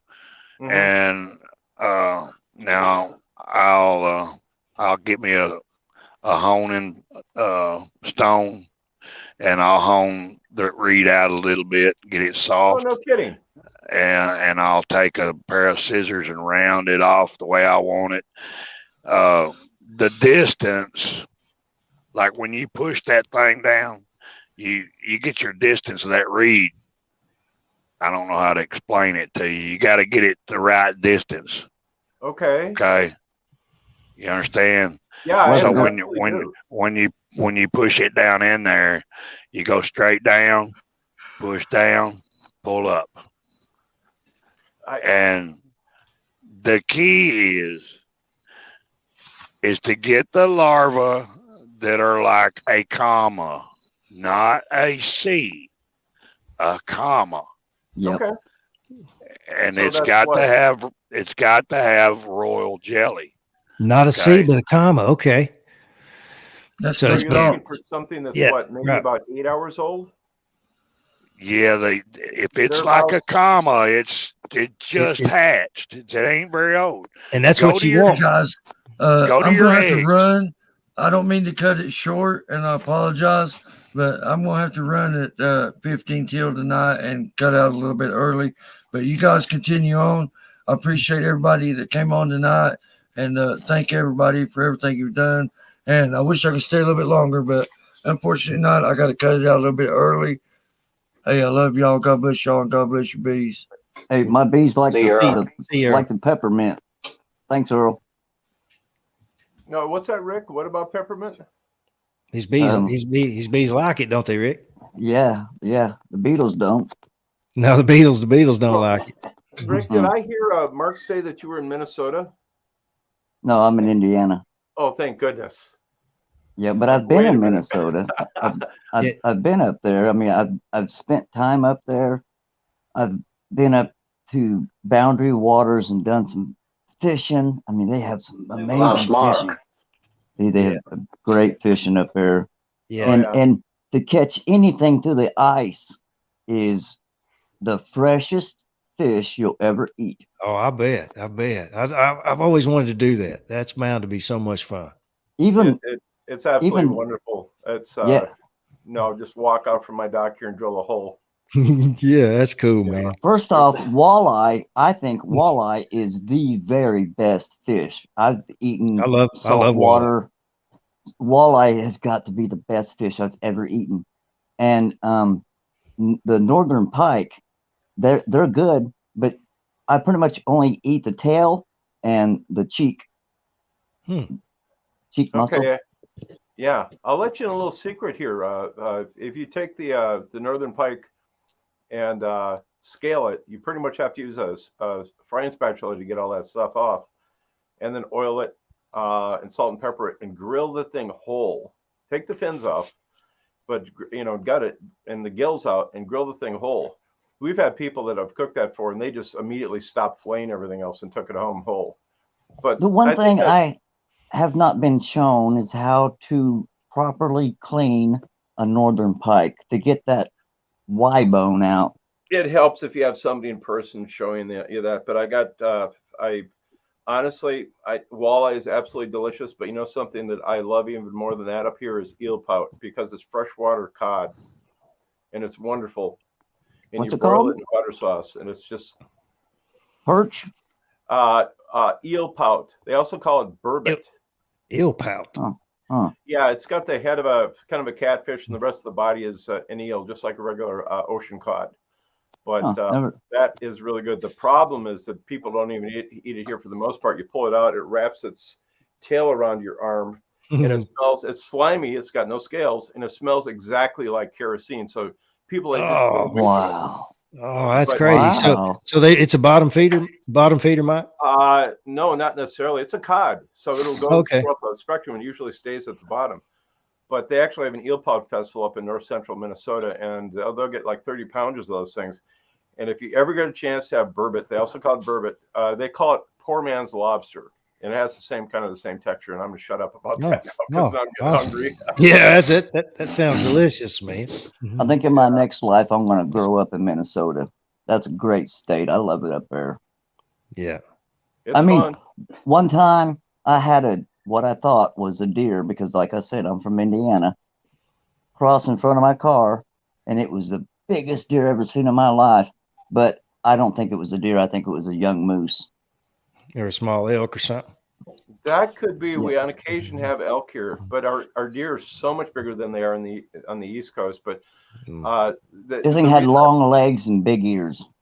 Yeah, but we've actually got right here in the peninsula, we've got bear and we got a cougar that showed up in the game cam here too. Yeah. So we got the mix of it, but yeah, it's a nice place, and if you can handle the cold, the cold. Yeah, and the snow. If you find the stuff to do, and also if you can figure out how the hell to insulate your hives properly. How many feet of snow do you have right now? We just got 6 to 7 inches of wet, heavy snow. So per shovel load, I actually had to go out and weigh it because I've never done that in my life. It's about 8 pounds per shovelful, and wow. That is heavy wet. Yeah, we had a bunch of That's a gallon of water. Limbs come down and everything else. It was really beautiful. In fact, I think I sent Johnny some pictures of it. Yeah, you did. I wish I'd sent those to my email so I could forward them over so I could have shared them on the screen. It's beautiful, man. But Mark, you were talking about the spray that you put on, and I apologize. I was actually out shoveling. The spray that you're putting on to certify your bees as tested. What was that? No, that's the new UBO spray that Dr. Kara has come out with, and it's not going to. It's not going to come out till 2024, so it's pre-ordered now, right? So when it comes out, I should get some. But what it's going to do, it's going to tell you can test, in 2 hours, you're going to know how hygienic they are, or what percentage of hygienics they're going to score. It takes about 2 hours. I apologize, Mark. If I'm remembering that right, that is a spray that mimics the some of the odors of the Varroa. Yes. I seen you on there last night. Yeah. And then the guy that was originally working on the whole project, and then she took the side. Okay, now I know what you're talking about. I apologize. I just wanted to Yeah, that's it. So you wouldn't be able to do a spring nuke because you're not going to have enough of her bees in there yet. Okay, you would have to wait till them hatch out, so it would be too late. By then, ain't nobody going to want that nuke. It's too late in the year. But your overwinter nukes, you could test them before they go out, and they would be tested. See. So, what was the name of that, Mark? Again, we had somebody ask the name. It was UBO, UBEEO, UBO. Okay. UBO. Yeah. So that's going to be pretty cool. Tex asked how they did that, and the guy that was originally put the FDA threw him in on that, or whoever it was, trying to figure that out, and they were eventually getting down to different odors, and he was on the side of that. She went sideways and separated from the project, and then came up with this. And if I remember right, now they're trying to figure out how to manufacture it in bulk. Yeah. Okay. Yeah, they're just, like I said, it probably not going to come out till 24. So you spray that in a circle pattern like you would with the. Oh, okay. Right. Okay. As long as the brood is capped, Yeah. You figure out how many cells you've got in that circle and spray it, and then you take a percentage. Within a 2 hour period, you're going to know. No, that's not looking at unhealthy brood odor. It's actually trying to mimic the odor of the mites, if I remember right. Well, no, it's actually an unhealthy brood odor because from the mite. I asked her about the mite specific. Okay. You could do that yourself. Honestly, I mean, you really could if you had the mites. You could take and crush them mites up and put them on your finger and rub it around on the brood and do it yourself if you had the mites. It's similar but different to the nitrogen test in that it's a circle test, but it's different in what they're actually testing for. Right. The nitrogen kills, and so that's a different. It's dead, yeah. It's dead brood instead of what they're trying to do. Yeah, there we go. Yeah. The other one that's similar to that is the German pin test, where they basically, instead of using liquid nitrogen, they put pins down in all the different brood to kill them. Yeah. But no, thanks for that. A bunch of people like DC and whatnot popped up right away, unhealthy brood odor, but I just couldn't remember. So thank you for clearing that up. Honestly, I don't think nothing's going to replace the hard work. It might someday. But I still think you're going to, if you want to check for Varroa specific, I still think you're going to have to go inside the cells and try to find them mama mites having babies. And if you go through 100, 200, 300, 400, and you hadn't found any mama mites having babies, they're Varroa sensitive. That's wonderful. But it takes a lot of labor, It's a lot of labor. But if you just pick the ones, see, I wait till the peak of mite season because I do treat, okay? I treat. So I'm not going to treat from, say, January on. So at the peak of mite season is right at the end of the honey flow for me. So when I pull my honey off, I'm pulling that brood cone out of my number ones, the producers. I'm looking for the gentleness, all of it. Okay. I'm pulling the brood out and I'm carrying them in my office. I'm going to look. I'm going to count them and I want to know, are they Varroa specific? That's the only way you're going to know is to count it, really. Yeah. Yeah. Right. No count. Yeah. Yeah. Mark, I got a queen rearing question for you. What's that, Brian? One of the things I've struggled with is the calendar part of queen rearing. I know the calendar. I understand it. I just have a hard time following through with it because of my busy life. Sounds like you're a busy guy too. Do you have any tips? Just keep pounding it in your head, man. Just keep pounding it in your head. I try to stay on a week cycle. You know, usually I'm home earlier on Tuesdays, right? So I'll graft one day. I just set myself up, you know, on that week cycle, and it tends to work where I know when I need to go to my builder and pull them cells out. That's the main thing, is get them out of the builder quick enough, right? You don't want them all to hatch in that builder. Talk about preparing nukes with that calendar of your queen rearing. Okay. Are you going to try to introduce cells or virgins? Probably or both? Cap cells. Okay, so you're going to probably run out of boxes soon. What I'm saying is, if you put cap cells in, okay, and then you keep your cell builders going, okay, get one or two cell builders going, you're going to run out of boxes pretty soon. So then you got to go out there. I'm not running queens all year long, though. I'm just running a couple of cycles. Right. You just need just a few or so many, 20 or 30 or something. A round of 12, another round of 12, another round of 12 on demand, not throughout the year. Okay. Yeah. Okay. But I just struggle with that timing. Like, do you have any tips for simplifying the process or cutting out steps or anything like that? Because I know if I have less steps, I'm more likely to do them all. Well, hey, really ain't no shortcuts to it. You just got to keep up with them dates. Now, you can hatch the virgins out and introduce a virgin. There's problems with that too. They have to be hopelessly queenless.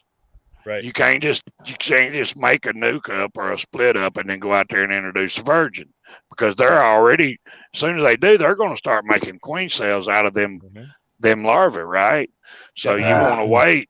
You want to give it a week. I usually give it a week, go in there, and I'll take them cells, do away with them. Then I've got my virgin in my incubator. I'll carry my virgin out there and introduce her then, after they're hopelessly queenless. They ain't got no eggs, no nothing to make queens out of. Okay. Right. Now another trick. When you're making nukes, you're pulling frames and putting them in a separate box. You're not putting them above a queen excluder. Putting what above a queen excluder? Like brood frames. Like to get those brood frames ready to pull off for nukes at a later day. Oh yeah, when I'm making splits. Yeah, I do that. It's an easy way of doing it. Yeah, put your queen, shake all your bees off, put what I want to pull up at the top. Yeah. Right. Yeah. Right. So do you typically leave like 2-3 frames of brood below, give them plenty of room to grow, and then put everything else above a queen excluder to pull off? Mm-hmm. Yeah. Okay. I do exactly that. Now, if I'm in my yard and I need some right then, I'll go get what I want. Just make sure you don't get the queen, you know. Yep. Now, I'm going to tell you another trick to introducing a virgin. If you hatch them out in an incubator, say you ain't got any boxes and you don't really have no choice, and you hatch them out in your incubator, right? Mm-hmm. pull that cell out where she hatched out of. Get rid of it, because she'll get up in there and die. Feed her as soon as she hatches. Make sure she's got food as soon as she hatches. Go in there and pull that cell out, and as soon as you can, put some attendant bees in there with her. Okay? Because if you don't, she's gonna die in a couple of days without attendant bees. Because them attendant bees is what feeds her. They keep her alive. She's got to have them attendant bees, virgin or no virgin. In the cage with her, right? They do. Yeah. Now I use the JBZ queen cages, right? I'll use the roller cups to hatch them out. But then she goes inside of JBZ with the candy, with attendants. And when I get ready to go out there and introduce her, say like I've give that nuke a week, and I've went out there and I've destroyed everything. I don't want them cells that they're going to build. I want my queen go in there. Okay? They're hopelessly queenless.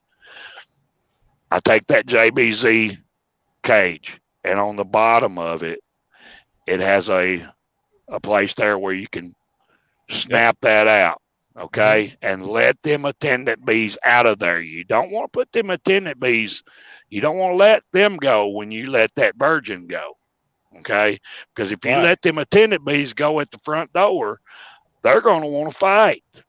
Okay. And you don't want that. You don't want that going on when you introduce that virgin. So let them attendant bees out of that JZBZ cage. Because she can't get out of there when you pop that off. You know what I'm talking about? Yep, I do. Okay. That way you don't have that fighting going on. And you can just let her go right at the front door. You ain't got to open the hive or nothing. She'll crawl right in there and do her thing. Look at that. That's a gold nugget tip right there, man. Yeah, no doubt. Yeah, very much. Awesome, Mark. Good advice. That's now I've had times where I pull brood above a queen excluder, and they've started making queen cells just like that, even with a mated queen below that queen excluder. Yeah, that happened too. Yeah. How often would you say that happens? Quite often. It just depends on if they're in the mood to making cells. You know, maybe the right time of the year kind of thing. Yeah. Like I've always said, the best cell builder is one that's getting ready to swarm. That's right. Yeah, that makes sense. Oh, okay.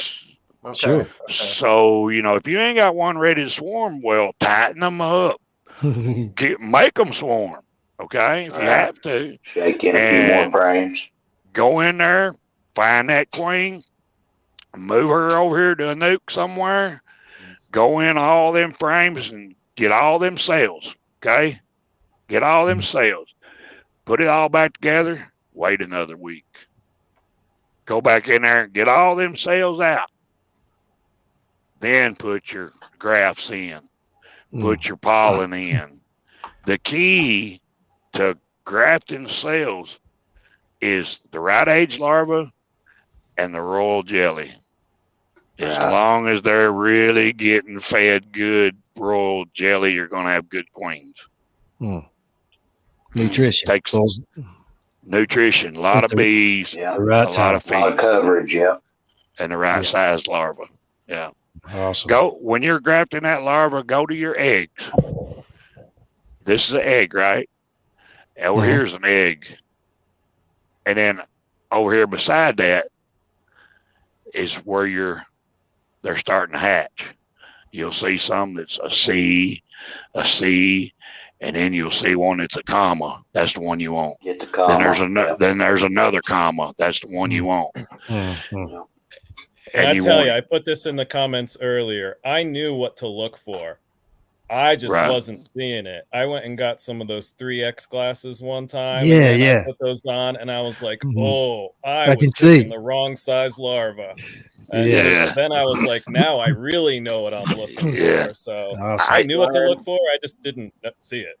I use 3-power glasses, Brian, and I use a LED headlight, one of them cheap, bright ones, real bright. And you know them things, I don't even use them no more. I don't know what they're called. They hang up on the side of your hive. Oh, the frame hanger? Frame hanger? Yeah, them frame holder things. I got one in the back of my truck. I won't ever use it. Okay. So when I get ready to graft, that thing will fit perfectly over your steering wheel Nice. Hang your frame right there on your steering wheel and adjust it where you want to adjust your headlight. Get you a pot with boiling water or right at boiling water. Put it in your vehicle. You've got that water where you can dip your grafting tool in there and soften it up. Mm-hmm. And then adjust your steering wheel and what a wonderful tip. Some good tips. Yeah. Good tips. Yeah, that's another problem I've had is that humidity need you have when grafting. We're so dry out here. In a vehicle, you can control the heat, the cold, whatever. You got that under control. Yeah. And you got your boiling water right here. Yeah, but you guys are starting at a different humidity than I am. Yeah, take your rags, dip your rags in that hot water. Yeah. Okay. And lay that over back. Yeah. Keep the rags over them. I've done that. Wet. Yeah. Right. Yep. That's what the water's for. Yeah. Oh, that's some great tips, Mark. See, I knew, man. I knew you were gonna come on here and tell us some stuff that we hadn't heard of before, especially me. There was the first time I knew I should listen every time Mark talks was when we were in another chat and he was talking about storing virgin queens above a queen excluder. Do you remember this, Mark? And and you said you put a frame of young brood right next to them, and that's going to force the Norse bees up to take care of that frame, and it's going to force them to take care of the virgin. So I heard that, and I went, "This is the guy I want to listen to." Yeah, it makes sense. You got to try to outsmart the bees and take advantage of their nature, right? Right. Work with Just them. remember, Brian. Remember, you only got so long until them larvae are capped over, so you got to put more larvae up there. That's right. It's a you only got a few days. It's short term, but it does work. It does work. Sense. And we're all looking forward to you starting the channel, Mark. So yeah. Yeah, when See, you so do, that's a time-saving tip, Mark. That's what I'm talking about, because that's one of those things. If I can't get to the yard, I can, or if I haven't gotten my splits timed out right, it can buy me a couple of days with those virgin queens stored somewhere until I get to what I need to. So that's the kind of thing I can walk away with, and it can help me with my busy schedule. Awesome. Now, say like I like to do them early, but then you've got the cold that you have to deal with if you've got, like, say, 2 frames of bees, and then you're going to put a cell in there, right? And then it turns off cold, and then next thing you know, that cell ain't no good. You can just do it in the house and let them hatch into virgins. You don't have to worry about it getting cold then. Yeah, and here in Colorado, we have very sporadic springs. It'll be 70 degrees, and then we'll get an Arctic blast. So I've learned that, particularly that first round, that you gotta cut it. You gotta make big splits, and they're gonna usually take about a week longer than the books say the calendar should take. And your success rate's gonna be lower. Your success rate's gonna be lower. Probably, yeah. And that's been the next one. It'll come up, but that first one's gonna be low. Yep, and then it dips down towards the end of the year. Right. DC's got a question here. He's thinking about using a method where you cut the cells to promote queen cells. I may be wrong, but he may be talking about something I've seen Don the Fat Bee Man do, where you basically cut some of the comb out and then you turn it. The Miller method. Is that okay? The Miller method. Yeah. Miller method. Yeah. Okay. There's another method called the alley method where you cut a strip and then you turn it and you attach it to the bottom of a bar. Similar to that. Yeah. So there's lots of different ways to make queens without grafting. Yeah, cell punch. There's a bunch, absolutely. So you don't have to graft to make queens, especially a small scale person. You don't need 24 queens at a time. Right. Like Mark was saying, what are you going to do with them all? You're going to run out of equipment to put them in really fast. Right. A small scale person can make tons of splits and get all the queens they need with just planning it out and then just doing I call it frame based queen rearing, right? That makes sense, Brian. That's the level I'm at. Yeah, that's the level I'm at. And don't get me wrong, if you want to learn grafting, go for it. It's fun. Oh, sure. But you don't need to do that. I've been watching the videos. I want to do it, but you make a great point. What would I do with 20 queens right now? I mean, I just, and I don't know a lot of big. Mark. Well, yeah, all at the same time. You could send me one, Johnny. Me and you could trade. That's right. Friends. That's right, brother.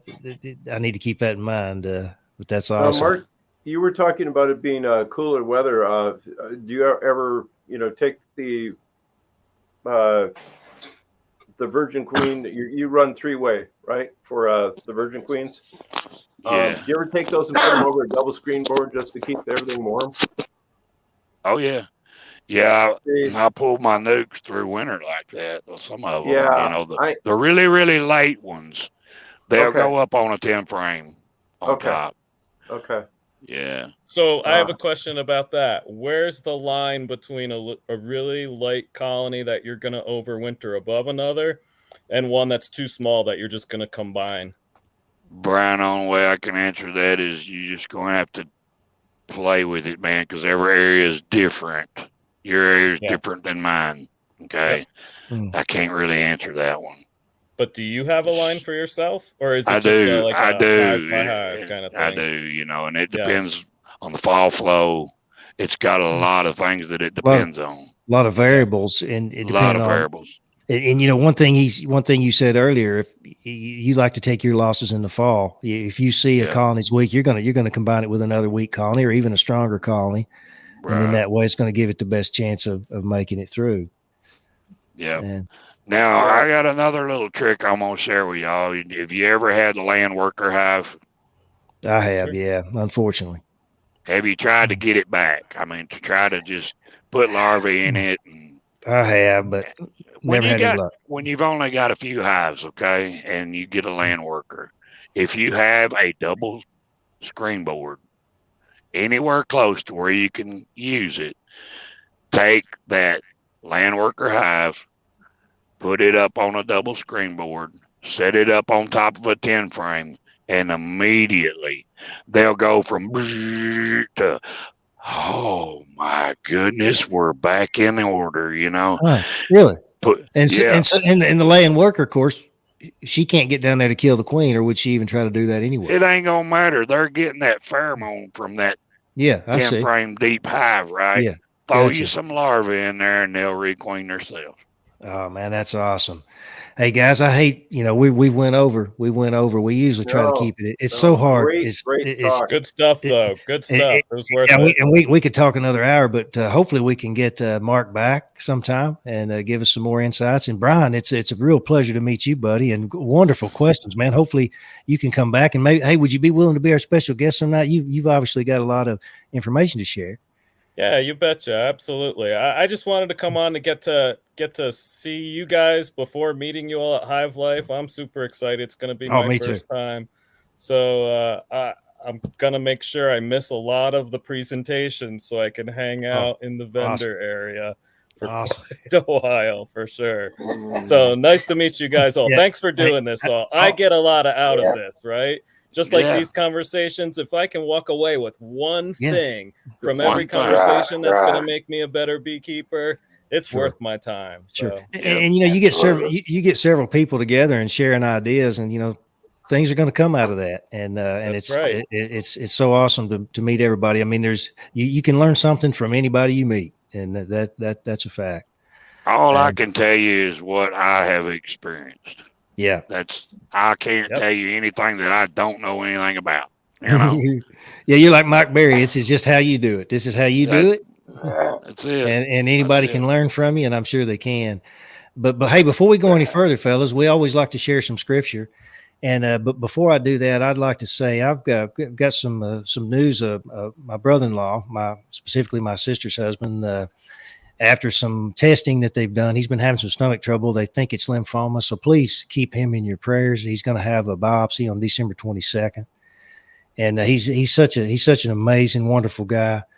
Him and my sister, they love each other so much. And he's just such a wonderful husband to her, cherishes her. And so please keep him. What's his name, Johnny? It's Kevin. His name's Kevin. Yeah. So please keep him in your prayers. And so we're hoping for the best. He's a fighter. He's tough, and hopefully they've caught this. Hopefully they've caught it early to where the prognosis will be good if it is in fact cancer. But I wanted to, having said that, I wanted to share some scripture with y'all tonight. This comes from Gunline Bees. As y'all know, Tim and Hannah, they're a husband and wife team that have a site called Gunline Bees. It's easy to find on YouTube. And the last few Sundays, they've been putting up some scripture on Sunday mornings. And so I've been sharing. We're going to start sharing theirs as long as they're willing to do it. And this week it was Psalms 119, 103. How sweet are thy words unto my taste, yea, sweeter than honey to thy mouth. So I thought that was some awesome scripture. Thank you, Tim and Hannah, so much for thank you for putting that up. And thank you again, Mark, so much. Yeah, Johnny, it's been a blast, man. Yeah, enjoy having you guys. Yeah, we sure did. Houston, you got anything else? Any words of wisdom? You're making some headway there, Houston. Oh yeah, it looks good, don't it? Looks good. Noticing that, yeah. Looks good, man. He's got some skills. You can tell he might not even have to sand that. He's got it pulled so tight. Houston, did you get my number? Yeah, he got it. I did, and I haven't had a chance to return the call. I still owe Tim and Hannah a call too, and I'm terrible with returning calls. Yeah. So, call me sometimes. Call me sometimes. I got some stories I'll share with you. Yeah. Will do. It's awesome. It's awesome talking to you, Mark. It sure Sounds is, buddy. good. Enjoyed talking with you today. Hey, fellas, we're going to run. We usually like to play the intro as we leave, and we like to call that the outro. Thank y'all again so much, and God bless everybody. God bless your family, and God bless your bees. And we hope to see you back next week. Please come back every week if you can. Thanks.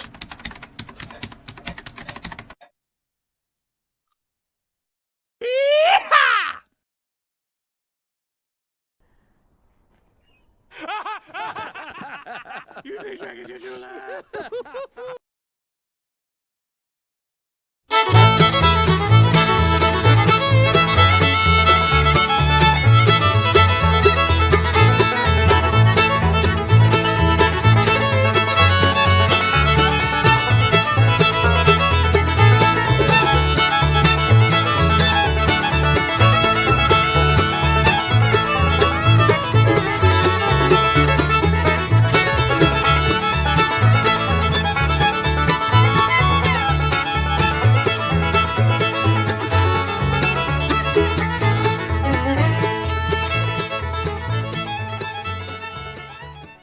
Tonight's Hillbilly Hives live stream is brought to you by the best salmon money can buy.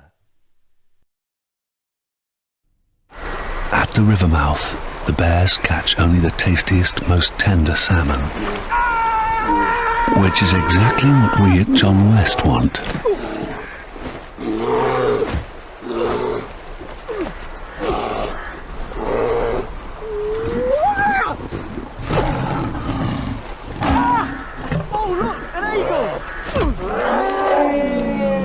John West endured the worst to bring you the best.